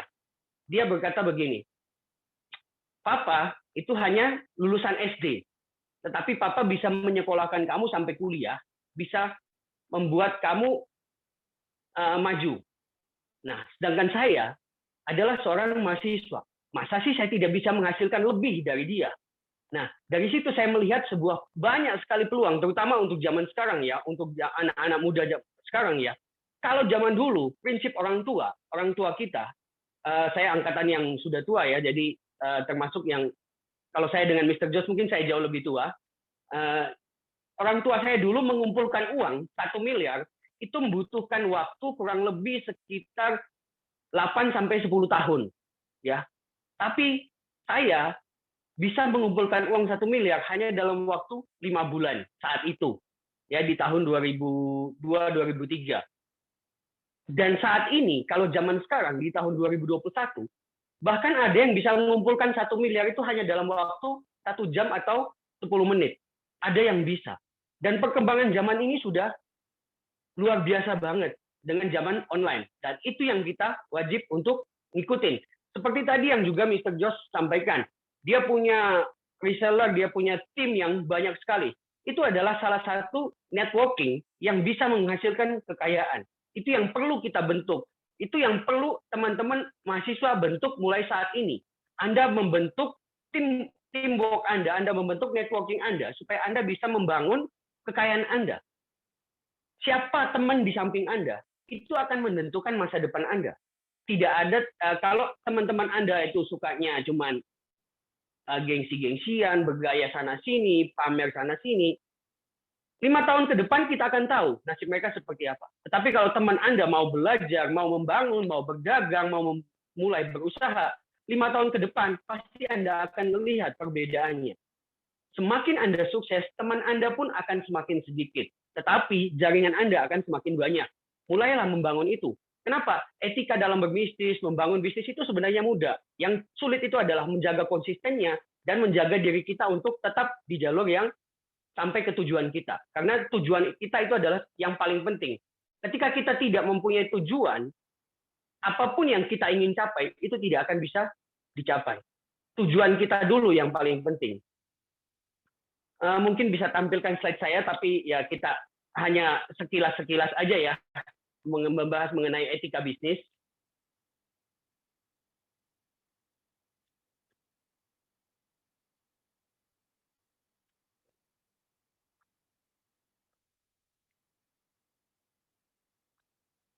Nah,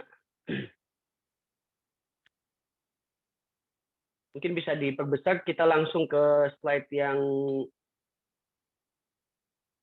nanti yang ini bisa dibagikan atau bisa dibaca sendiri ya, nanti dibagikan. Kita langsung ke slide 8 ya mungkin ya. Soalnya yang umum-umum sudah tadi dibahas sama Mr. Josh.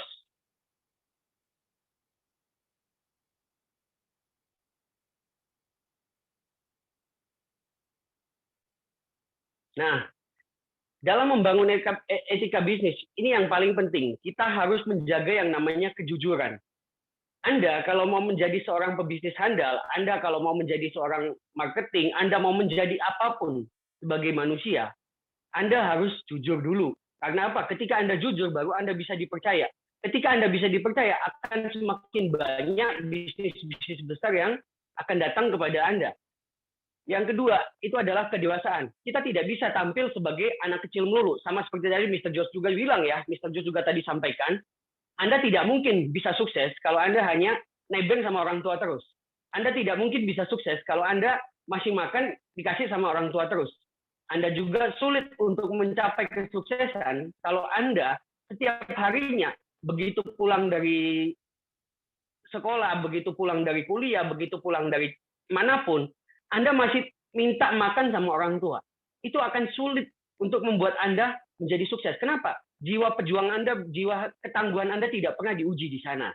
Terus yang berikutnya kita bahas mengenai attitude. Nah, attitude itu sangat penting dalam membangun sebuah bisnis. Attitude itu juga sangat penting untuk menjaga etika bisnis kita. Karena kenapa? Ketika kita tidak mempunyai attitude yang bagus, kita tidak mungkin didekati sama orang lain. Ingat, semua orang yang sukses, mereka itu punya attitude yang baik. Mereka tidak akan pernah bergaul dengan orang-orang yang toksik. Mereka tidak akan pernah mau bergabung dengan orang-orang yang punya mental yang kurang bagus.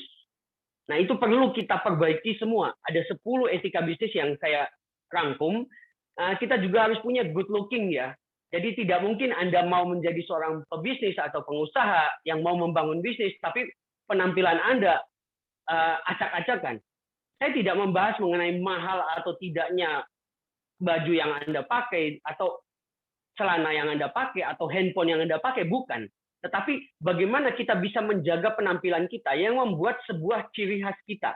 Jadi bagaimana kita menampilkan brand kita sendiri, kita membangun diri kita seperti apa.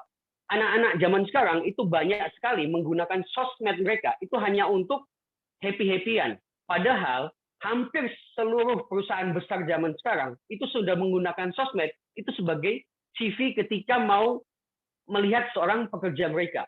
Jadi yang dilihat itu adalah apa? Sosmednya dulu. Sosmednya penampilannya seperti apa? Isinya bagaimana? Nah, itu harus ditampilkan untuk apa? Menciptakan branding Anda. Karena itu paling penting ketika Anda mau melangkah di dunia bisnis. Nah, kalau yang kelima sampai yang berikutnya semua umum, nanti bisa dibaca sendiri. Selanjutnya, slide ke-10. Nah, manfaat ketika kita bisa membangun bisnis kita yang beretika itu apa? Itu supaya kita punya bisnis bisa bertahan untuk jangka waktu yang lama. Sama seperti tadi juga yang disampaikan sama Mr. Josh, ketika kita membuat satu kecurangan, kita menjual yang tidak sesuai, kita membuat barang yang tidak sesuai, atau kita mengirimkan barang yang tidak cocok, nah itu dengan sendirinya akan merusak bisnis kita. Itu dengan sendirinya akan menghancurkan apa yang sudah kita bangun. Jadi apa? Penting sekali kita membangun sebuah bisnis dan menjaga etika kita. Kenapa? Karena kita mau berbisnis untuk jangka waktu yang lama, bukan untuk jangka waktu yang singkat. Nah, penutup dari saya, untuk anak muda saat ini, mulailah belajar bagaimana untuk mencari networking Anda, membentuk networking Anda. Karena apa? Dari networking itu, database Anda itu akan menjadi kekayaan Anda di kemudian hari. Jangan pernah berhenti untuk mengenal siapapun, jangan pernah berhenti untuk belajar dari siapapun. Sama seperti saya baru belajar online ini sekitar 2,5 tahun waktu semenjak pandemi ya. Jadi awal pandemi saya baru mulai belajar sampai sekarang sudah mulai ngikutin online. Saya belajar terus walaupun usia saya sudah, kalau boleh dibilang sudah tua ya, saya termasuk sudah tua ya, sudah 40-an, dan tapi saya tetap belajar bagaimana saya bisa menyesuaikan dengan anak muda. Kenapa? Saya berusaha menciptakan bisnis-bisnis anak muda zaman sekarang yang bisa menghasilkan duit dengan cepat. Karena itu kami membuat grup yang namanya Young Success Academy.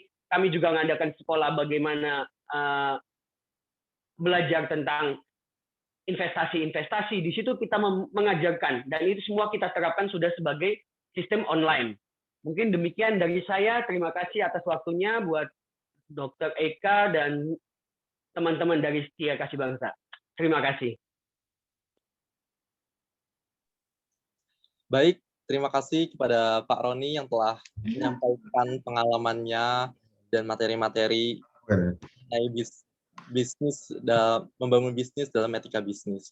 Dan mungkin kita langsung ke acara selanjutnya, yaitu tanggapan dari pakar kita, yaitu kepada Bapak Dr. Eka Wahyukasih, untuk memberikan tanggapan kepada Mr. Jos dan Pak Roni, atau bisa dibilang diskusi bersama ya Pak. Kepada Bapak Dr. Eka Wahyukasih, dipersilakan. Baik, terima kasih Rizwan Nandal. Ya tentu pertama-tama kita semua sudah mendengarkan paparan dua narasumber kita yang hebat. Dan untuk itu kita aplaus ya kepada beliau-beliau ini yang telah benar-benar memberikan kita pengalaman, pengetahuan, semangat, dan motivasi yang luar biasa kepada seluruh mahasiswa, dosen yang mengikuti e-seminar ini. Dan mereka benar-benar merupakan contoh, teladan, dua insan yang mulai dari tidak punya apa-apa dan sekarang memiliki apa-apa dan bahkan bersedia memberikan pengalaman yang berharga untuk kita semua agar kita juga bisa berbuat seperti yang telah dilakukan oleh dua narasumber ini. Saya kira dua narasumber ini luar biasa dan mudah-mudahan beliau berkenan lagi untuk menjadi pembicara di ST Kasih Bangsa untuk mata pelajaran inkubasi bisnis, yaitu bagaimana mendirikan startup dan mendirikan perusahaan dan menjadi millennial entrepreneurs sukses bagi kalangan mahasiswa. Itu yang pertama kita apresiasi.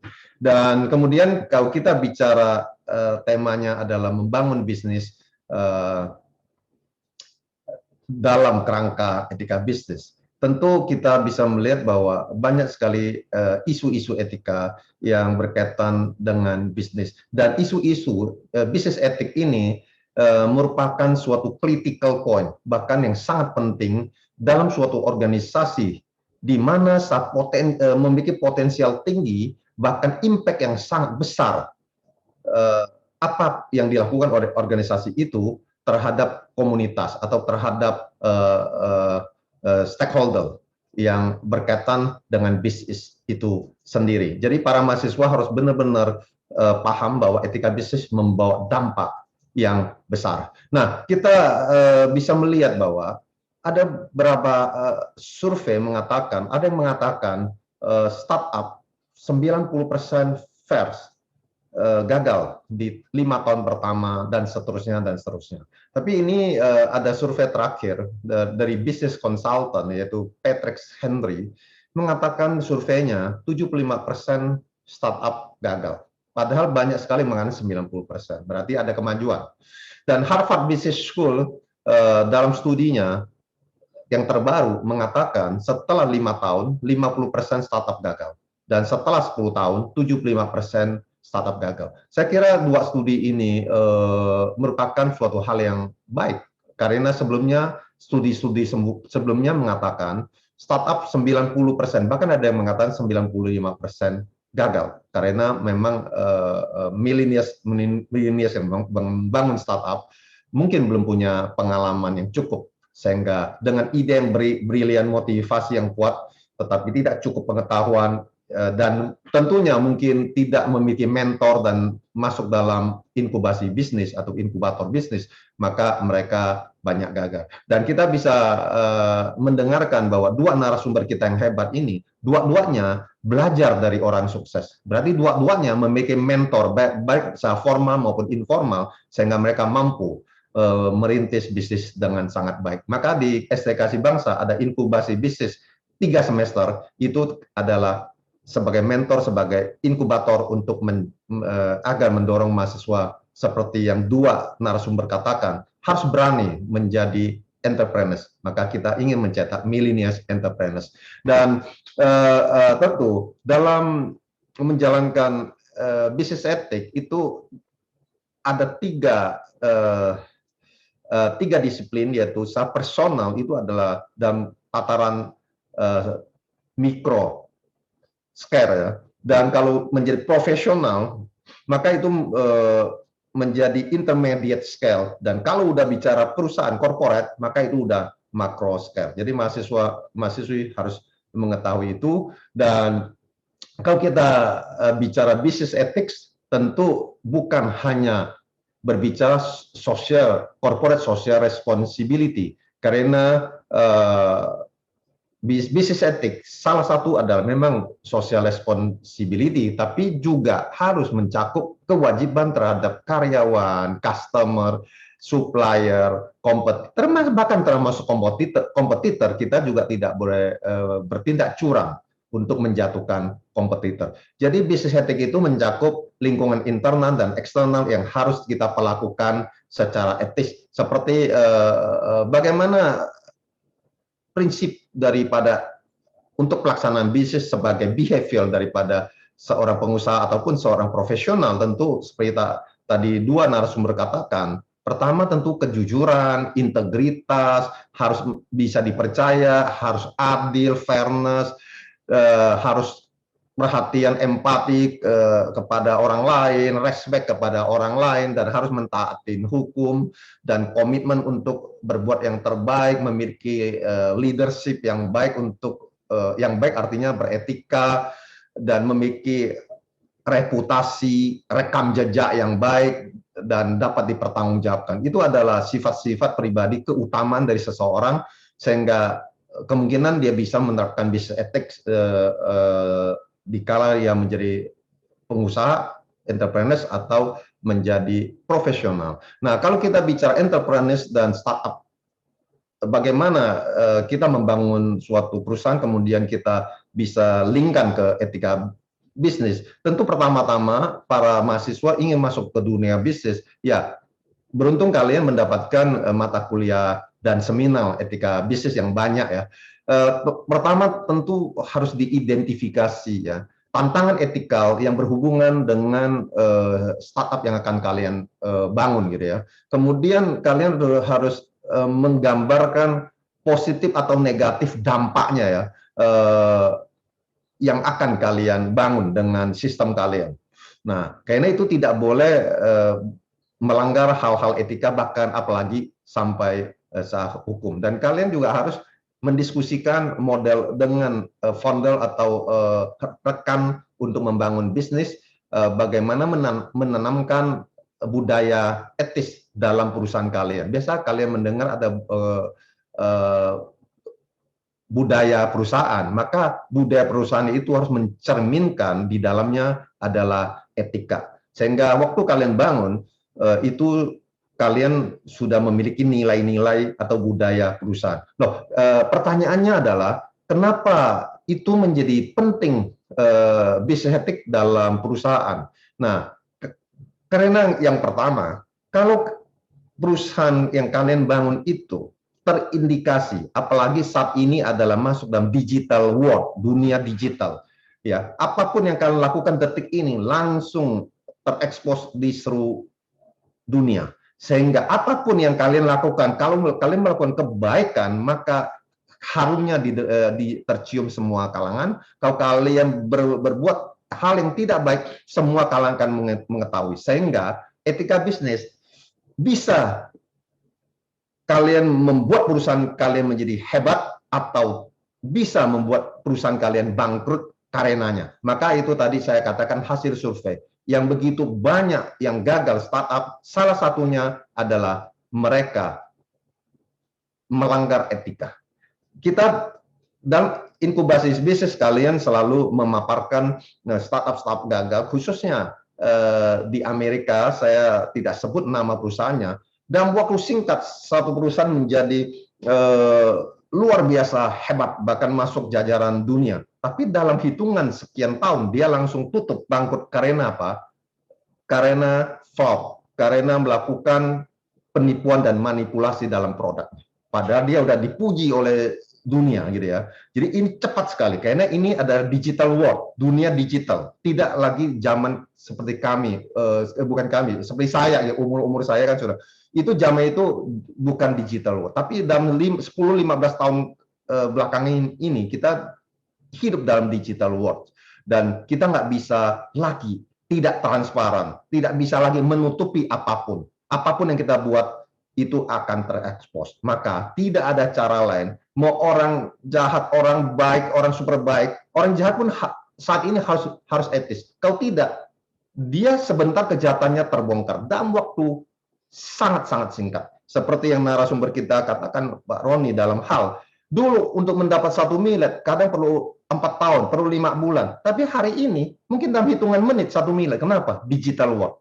Digital world, dalam digital world, kalau nggak ada tidak melaksanakan bisnis etik, bisnis pasti kacau. Apalagi ini bisnis digital. Semua kita bahkan tidak pernah offline, bahkan tidak pernah tatap muka atau ketemu secara langsung.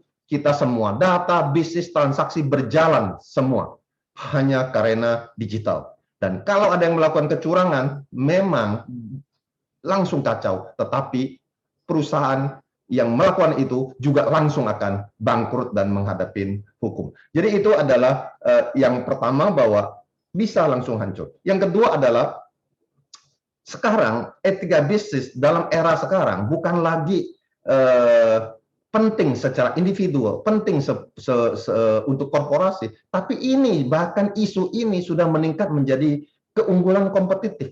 Jadi dalam satu perusahaan dengan produk yang sama, yang satu memiliki nilai-nilai budaya etis yang luar biasa terekspos, dan yang lain tidak memiliki nilai etis yang luar biasa, yang baik dan terekspos juga, inilah keunggulan kompetitif bagi persaingan bisnis. Sehingga orang akan bertransaksi dengan perusahaan yang memiliki nilai-nilai etis yang kuat, karena di situ mereka akan merasa nyaman, aman, dan terlindungi dari semua risiko transaksi. Sehingga yang tidak melakukan bisnis etik akan tersisi dengan sendirinya. Itu adalah bicara keunggulan kompetitif. Kemudian kita bicara keterlibatan karyawan, adik-adik mahasiswa. Kalau kalian ingin mendirikan suatu perusahaan, jangan kalian berpikir kalian adalah manusia yang etis, mampu membuat keputusan etis. Tetapi kalau karyawan kalian tidak dilakukan di training dan agar mereka terlibat dalam nilai-nilai budaya etis yang telah kalian akan bentuk, maka perusahaan kalian akan sia-sia dalam melaksanakan bisnis etik. Karena kalian tidak bisa melakukan bisnis sendiri. Kalian harus memakai karyawan-karyawan manajemen. Dan kalau mereka secara individual dan profesional tidak menjalankan nilai-nilai budaya etis perusahaan, maka nama perusahaan itu juga akan dengan cepat rusak. Maka pelibatan perusahaan menjadi penting. Dan yang terakhir, kalau kita bicara karyawan, kita bicara human resource management. Nah, kalau human resource management, kita juga berbicara rekrutmen daripada top talent, daripada employee. Nah, hasil survei dari Berkeley University di Amerika dikatakan 86% millennials mempertimbangkan bahwa prioritas dalam bekerja dengan memakai bisnis etik. Jadi adik mahasiswa ingat, mereka di luar sudah 80% millennials mempertimbangkan bisnis etik. Nah, kalau kalian sama-sama millionaires, entrepreneurs nantinya bersaing, dan kalau kita tidak melakukan bisnis etik dan mereka udah 86% mempertimbangkan itu, maka bisnis yang akan kalian rintis akan masuk seperti bisnis-bisnis yang gagal lainnya. Jadi bisnis etik sekarang udah menjadi poin penting yang harus kalian pertimbangkan, menjadi salah satu unsur terpenting dalam menyusun studi kelayakan, dalam mendirikan startup. Dan saat ini kita tidak lagi bicara bisnis etik secara parsiali. Kita sekarang harus mempertimbangkan bisnis etik secara integratif, yang saya sebut sebagai integrative business ethics approach. Kita harus memakai semua model, mulai dari golden rule, yaitu kaidah emas, hati nurani, pandangan masyarakat, teori keadilan, fairness, teori-teori etika yang disebut utinalism, deontologi, teori hak, semua harus dipertimbangkan dalam membuat keputusan etis. Kalau kita bicara bisnis adalah dalam melihat kacamata profit atau ekonomi, good business bukan hanya berbicara keuntungan finansial semata, tetapi harus dilihat dari sisi hukum dan etik. Jadi secara integrative approach, 3 sisi, ekonomi, hukum, etis, tidak boleh dilanggar. Hukum tidak boleh dilanggar, etik tidak boleh dilanggar, tapi profit harus tercapai. Nah, di sini titik keseimbangan ini harus benar-benar diramu dalam integratif business ethics approach. Itu yang ingin saya sampaikan kepada seluruh mahasiswa-mahasiswi yang menghadiri e-seminar STKS Bangsa seri ke-48 hari ini. Sekian, terima kasih. Saya kembalikan kepada moderator. Baik, terima kasih kepada Bapak Dr. Eka Wahyukasih yang telah memberikan tanggapan selaku ketua pakar kita. Dan mungkin selanjutnya ini yang sesi ditunggu-tunggu oleh teman-teman semua nih Pak, yaitu sesi tanya jawab. Dan pasti teman-teman semua sudah tidak sabar ingin bertanya dan excited nih, mau menanyakan perihal, ya bagaimana sih membangun bisnis, apalagi di era pandemi seperti ini, apakah nantinya bisa terus berjuang atau tidak. Dan ya, sesi tanya jawab kali ini saya buka. Jadi bagi kalian yang ingin bertanya, silakan acungkan tangan atau raise hand yang ada di, ya, raise hand bisa.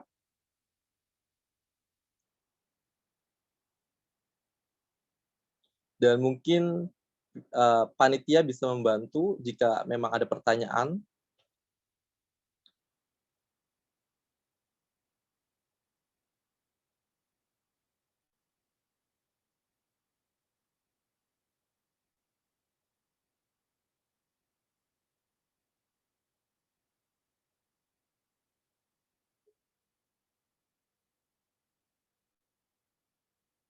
Bagaimana?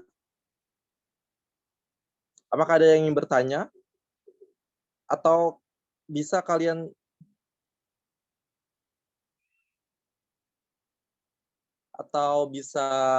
chat di kolom Zoom komentar jika tidak ingin lewat video atau on cam.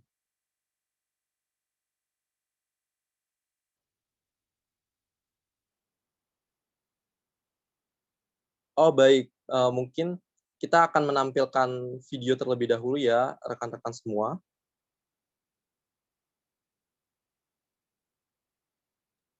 Video Kasih Bangsa.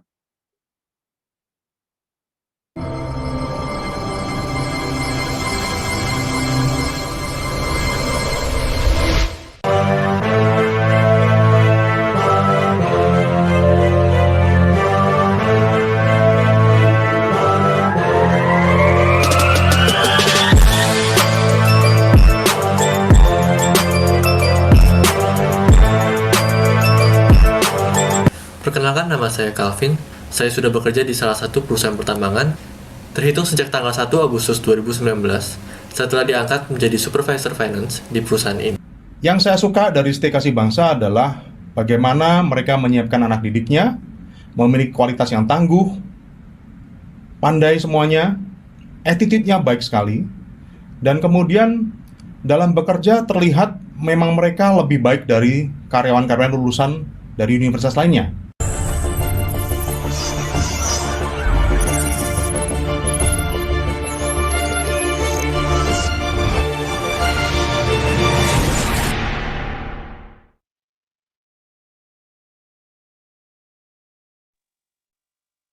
Wah, luar biasa ya teman-teman.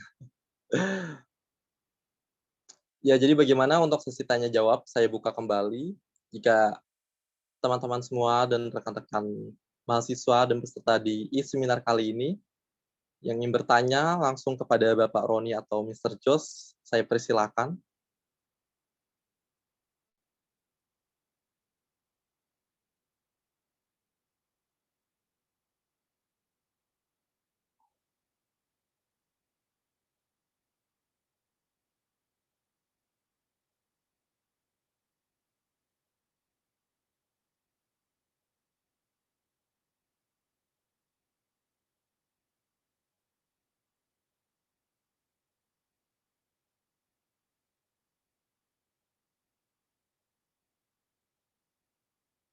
Bagaimana? Oh, ada pertanyaan yang masuk nih. Mungkin saya bacakan ya di kolom komentar Zoom. Izin bertanya, Pak, bagaimana menjalankan bisnis dalam pandemi ini? Apakah berjalan dengan lancar sesuai yang kita harapkan? Terima kasih. Mungkin lebih tepatnya, gimana sih, Pak, caranya agar kita bisa menjalankan bisnis ini di era pandemi, supaya kita lebih bisa konsisten, supaya kita bisa tetap berjalan gitu, Pak, bisnisnya. Mungkin bisa Mr. Jos terlebih dahulu atau Pak Roni dipersilakan.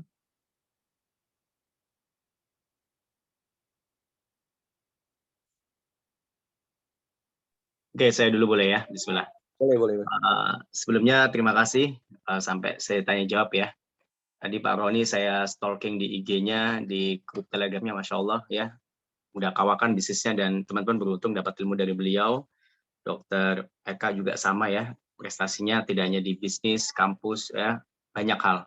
Nah sekarang kita ngomongin ya bisnis di masa pandemi. Sebenarnya bisnis itu ya sama aja jualan, tinggal medianya sekarang harus online. Makanya buat mahasiswa, apalagi anak-anak muda ya, itu harusnya nekunin online itu apa. Ya, menurut saya barang yang dibutuhkan sekarang itu harus health concern. Jadi fokusnya yang kesehatan. Nah, kebetulan yang saya jalanin ini ya terkait masih kesehatan. Apalagi dokter Eka kan juga praktisi di kesehatan tradisional, itu pasti banyak produk-produk di sana yang laku dan laris. Jadi kalau yang buat gaya-gayaan seperti tas, baju atau fashion dia juga bisa, cuma agak susah. Makanan gimana, kuliner kayak Pak Roni kan spesialis di makanan, food and beverage itu bagus banget. Tapi gimana supaya bisa online? Mau nggak mau harus diantisipasi terkait ongkos kirim, pengapakannya dan sebagainya. Jadi di pandemi ini ya bisnis sebenarnya nggak gelap, nggak susah. Ada malah bisnis yang terus berjaya. Terus yang kedua selain kesehatan atau mungkin hal yang dibutuhkan ya saat ini, yang kedua pastikan belajar online, teknik jualannya. Saya juga menekunin ilmu WA marketing itu dari tahun 2019. Instagram marketing baru 2 tahun yang lalu ya. E-book marketing udah tahun 2017 ya. Jadi ilmu-ilmu itu ada, tinggal kita pelajarin dari masternya, praktekkan sampai ngefek, sampai hasilnya perfect, sampai jadi rezeki, sampai uang datang berkali-kali ya. Dan itu perlu jam terbang ya, kayak kita kuliah S1 kan butuh 4 tahun kan, S2 berapa tahun dan sebagainya ya. Jadi 2 poin itu ya teman-teman bisa lakukan ya. Jangan hanya terus nanya bisnis apa yang bagus Mr. Jos ya, ini bisnis bukan kuis. Nah, itu aja dari saya, terima kasih.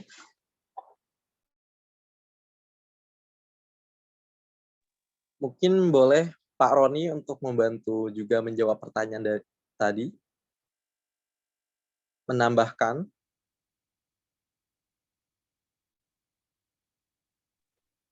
Nah, kalau posisi saat ini banyak orang itu selalu, kalau ya saya selalu itu ya di IG ataupun di sosmed lainnya ya, ketika saya memposting sesuatu banyak sekali ya anak muda di bawah 25 tahun, mereka selalu bertanya begini, pertanyaan yang paling umum ditanyakan kepada saya itu biasanya seperti ini. Apa sih bisnis yang cocok untuk saat ini?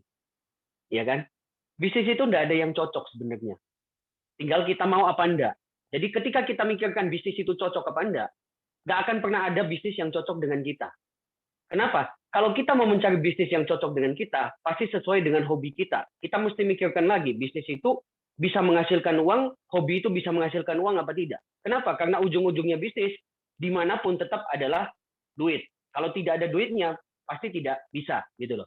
Nah, ketika di masa pandemi, pasti orang selalu berpikir, aku mau jualan apapun pasti sulit. Loh, bukan hanya teman-teman, bukan hanya saya. Hampir 50-75% orang-orang di luar juga merasakan hal yang sama. Tetapi apakah itu menjatuhkan semangat mereka untuk berjualan? Tidak. Kita selalu menemukan cara terbaik, cara yang terbaru untuk bisa berjualan model baru. Sama seperti yang tadi juga disampaikan Mr. Jos. Zaman sekarang udah pakai zamannya online. Ya, kita wajib melakukan itu. Saya pun di awal saya buka usaha kuliner, ya, saya hanya mengandalkan offline semuanya. Semua saya mengandalkan offline. Begitu pandemi melanda di bulan Desember itu terjadi di China, bulan Februari masuk di Indonesia, penjualan saya yang per hari bisa mencapai sekitar 20-an juta. Di bulan Februari pandemi masuk ke Indonesia, hanya menjual satu hari itu cuma 100.000. Apa enggak kepalanya pusing minta ampun? Pasti pusing, tetapi saya berpikir, bagaimana caranya kita mengubah sistem? Nah, dan kita mengubah menjadi online.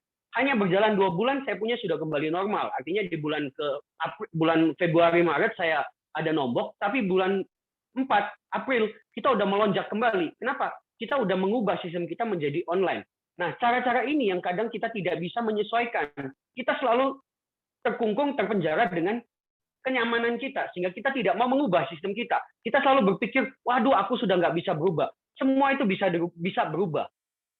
Makhluk hidup nomor 1 yang bisa menyesuaikan diri paling cepat itu cuma satu, manusia. Semua itu bisa disesuaikan sama manusia. Tinggal mau apa tidak. Ketika kita mau, maka kita akan menemukan jalan terbaik. Mungkin itu jawabannya ya, kalau yang tadi ya.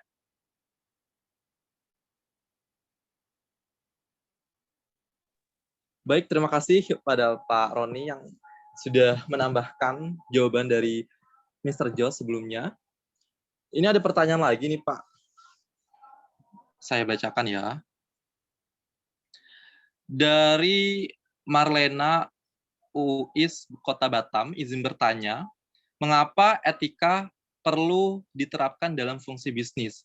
Kemudian apakah etika bisnis itu kemudian dapat berubah dan apa dampak negatif jika etika bisnis tidak diterapkan secara maksimal dalam sebuah bisnis? Terima kasih. Mungkin Pak Roni terlebih dahulu kali bisa menjawab pertanyaan. Terima kasih.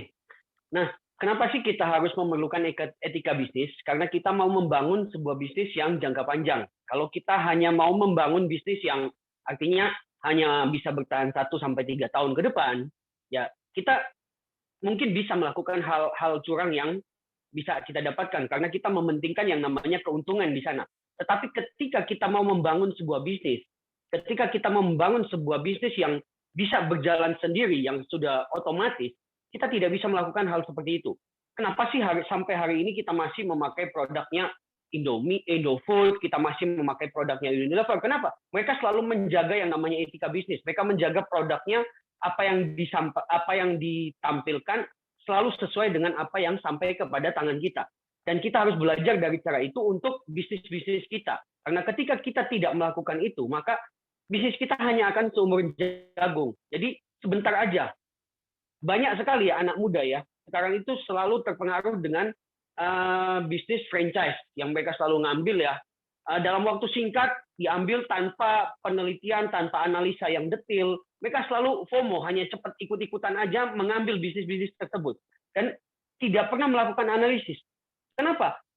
Yang dilakukan oleh owner-owner yang tadi, mereka hanya bertujuan untuk mencari pendapatan sebesar-besarnya bagi mereka. Mereka tidak pernah menganalisa itu. Sehingga ketika kita mengambilnya tanpa analisa, itu hanya akan seumur jagung. Dalam waktu singkat, itu semua akan bubar. Dan kita udah pasti sering melihat ya, memang target mereka hanya di 6 bulan atau 1 tahun atau 1,5 tahun di awal. untuk mendapatkan pendapatan yang demikian besarnya. Tetapi kita tidak bisa membangun sebuah bisnis hanya dalam waktu singkat seperti itu. Karena apa?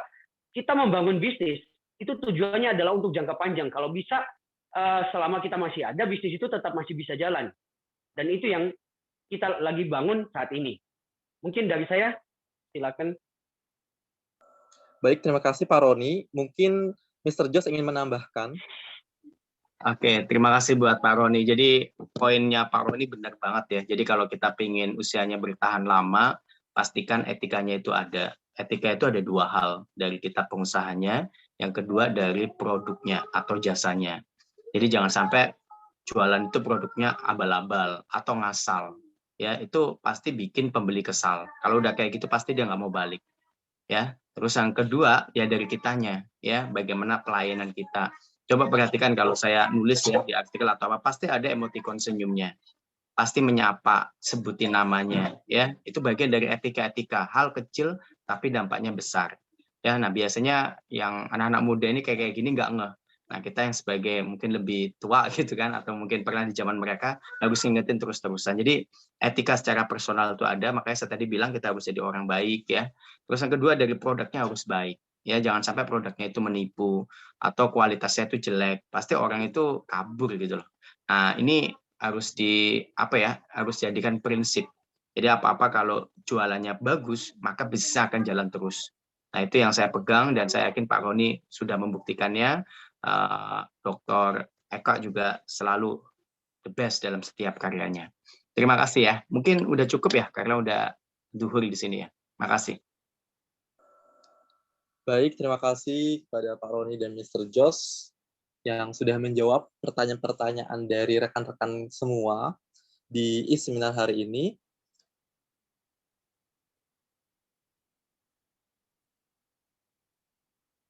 Bagaimana mungkin dari pewara atau pembawa acara untuk waktu sesi tanya jawab apakah sudah selesai atau belum? Karena memang di rundown sesi tanya jawab itu sampai pukul 12:26.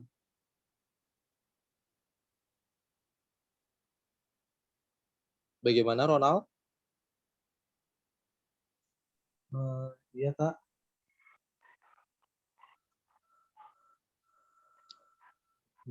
Baik. Terima kasih kepada Karis Munandar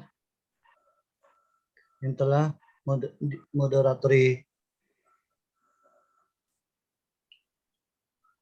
acara. Selanjutnya pemberian cinta mata akan diberikan oleh kepada Bapak Dr. Eka Wahyukasih, SH, MH, SE, MM, SPD kepada kedua narasumber kita pada pagi hari ini.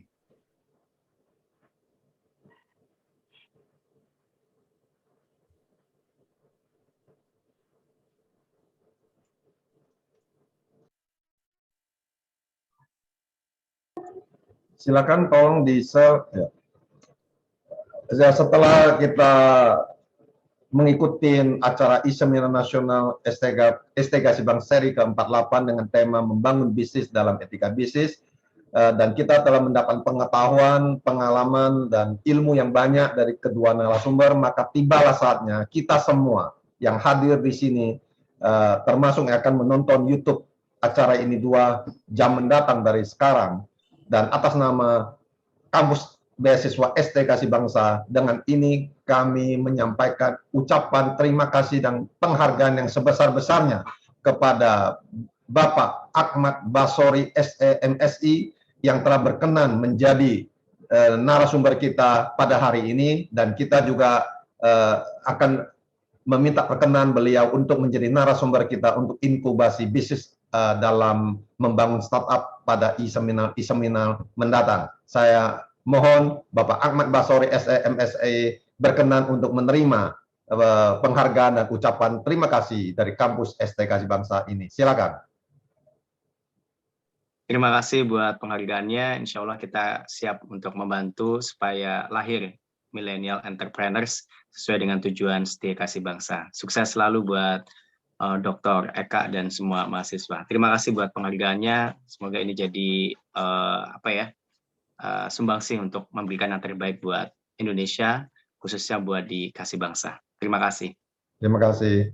Dan selanjutnya, atas nama Kampus Beasiswa ST Kasih Bangsa dan seluruh peserta I-Seminar Nasional yang hadir pada acara ini, kami juga mengucapkan terima kasih dan penghargaan yang sebesar-besarnya kepada Bapak Ronnie Henoks yang telah memberikan ilmu pengetahuan dan pengalamannya untuk kita semua. Semoga semua yang hadir, khususnya mahasiswa dari kampus ST Bangsa maupun kampus lainnya, mendapatkan manfaat untuk menjalankan bisnisnya ataupun menjadi profesionalnya setelah baik sebelum maupun selama dan sesudah menjadi sarjana.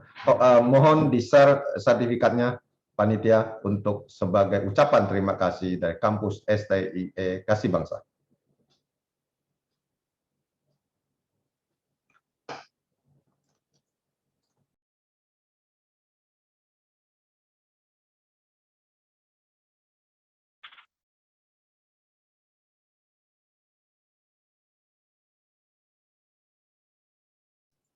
Silakan panitia tolong di-share sertifikatnya.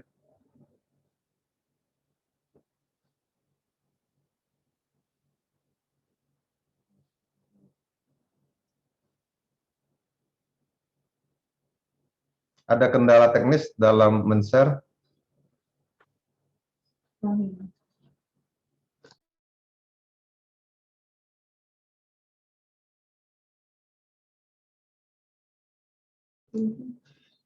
Ya, mohon maaf Pak Roni, mohon perkenan sebentar, mungkin mahasiswa ada kendala.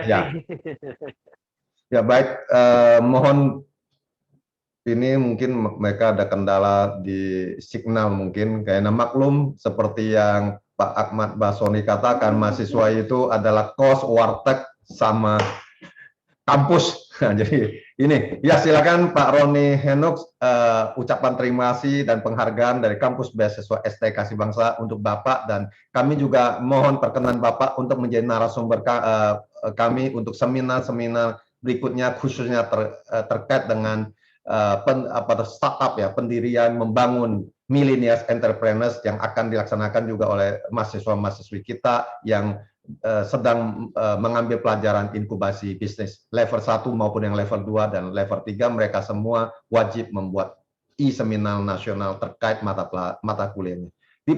Dipersilakan Pak Ronnie Henoks. Terima kasih Dr. Eka dan teman-teman dari STI Kasih Bangsa. Saya terima sertifikatnya. Semoga dengan ini kita bisa membangun network kita menjadi lebih luas, network kita menjadi lebih dahsyat untuk menciptakan banyak sekali pengusaha-pengusaha muda di Indonesia, karena Indonesia masih jauh ketinggalan untuk jumlah pengusaha muda ya. Pengusaha muda di Indonesia hanya berjumlah sekitar 1,5%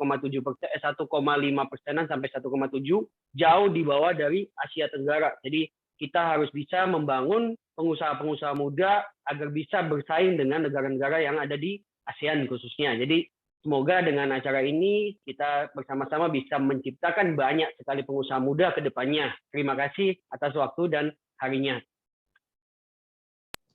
Baik, terima kasih. Dan juga atas nama Kampus Beasiswa ST Kasih Bangsa, kami juga memberikan penghargaan dan terima kasih kepada moderator kita, mahasiswa kita, Rismunandal Al-Amin, yang telah membantu acara ini dari mulai awal sampai terakhir berupa tanya jawab. Dan semoga apa yang telah dilakukan Rismunandal Al-Amin ini bermanfaat bagi dirinya dan mahasiswa lain, termasuk semua yang mengikuti acara ini. Dipersilakan Rismunandal Al-Amin untuk menerima sertifikat penghargaan ini.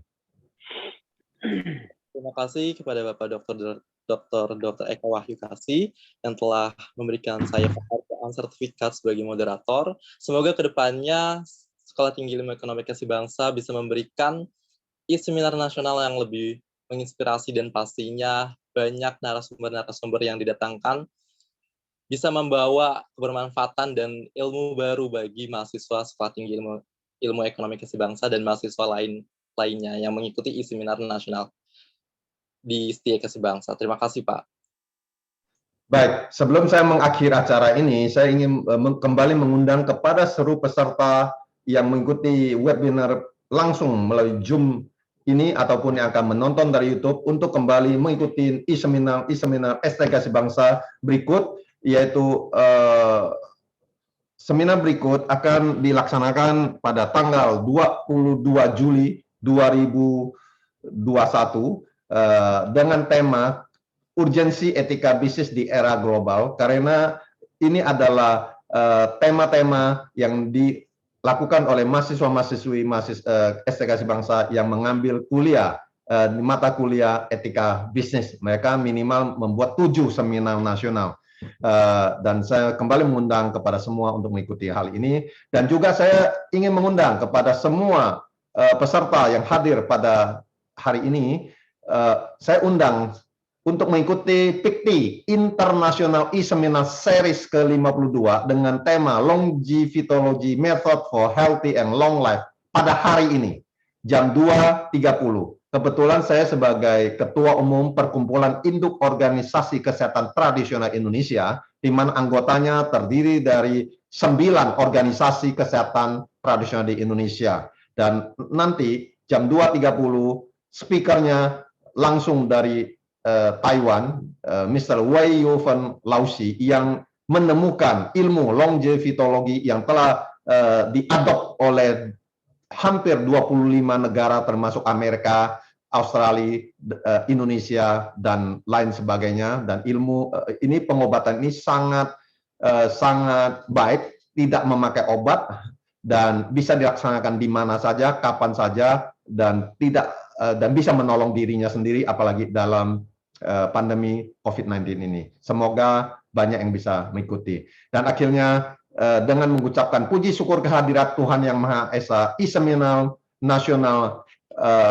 kampus beasiswa ST Kasih Bangsa dengan tema membangun bisnis dalam etika bisnis dengan resmi saya nyatakan ditutup. Terima kasih. Wassalamualaikum warahmatullahi wabarakatuh. Shalom. Om Santi Santi Santi Om Sabesata Bawantu Sukitata. Semoga semua makhluk hidup berbahagia. Salam kebajikan, rahayu, rahayu, rahayu. Salam sehat, salam Indonesia buat kita semua, dan sampai ketemu nanti sore di PIKTI International Seminar dan tanggal 22 Juli di e-Seminar Nasional STI Kasih Bangsa. Terima kasih. Sampai jumpa. Terima Hadirin kasih. sekalian, itulah serangkaian acara pada Seminar Nasional pada hari ini.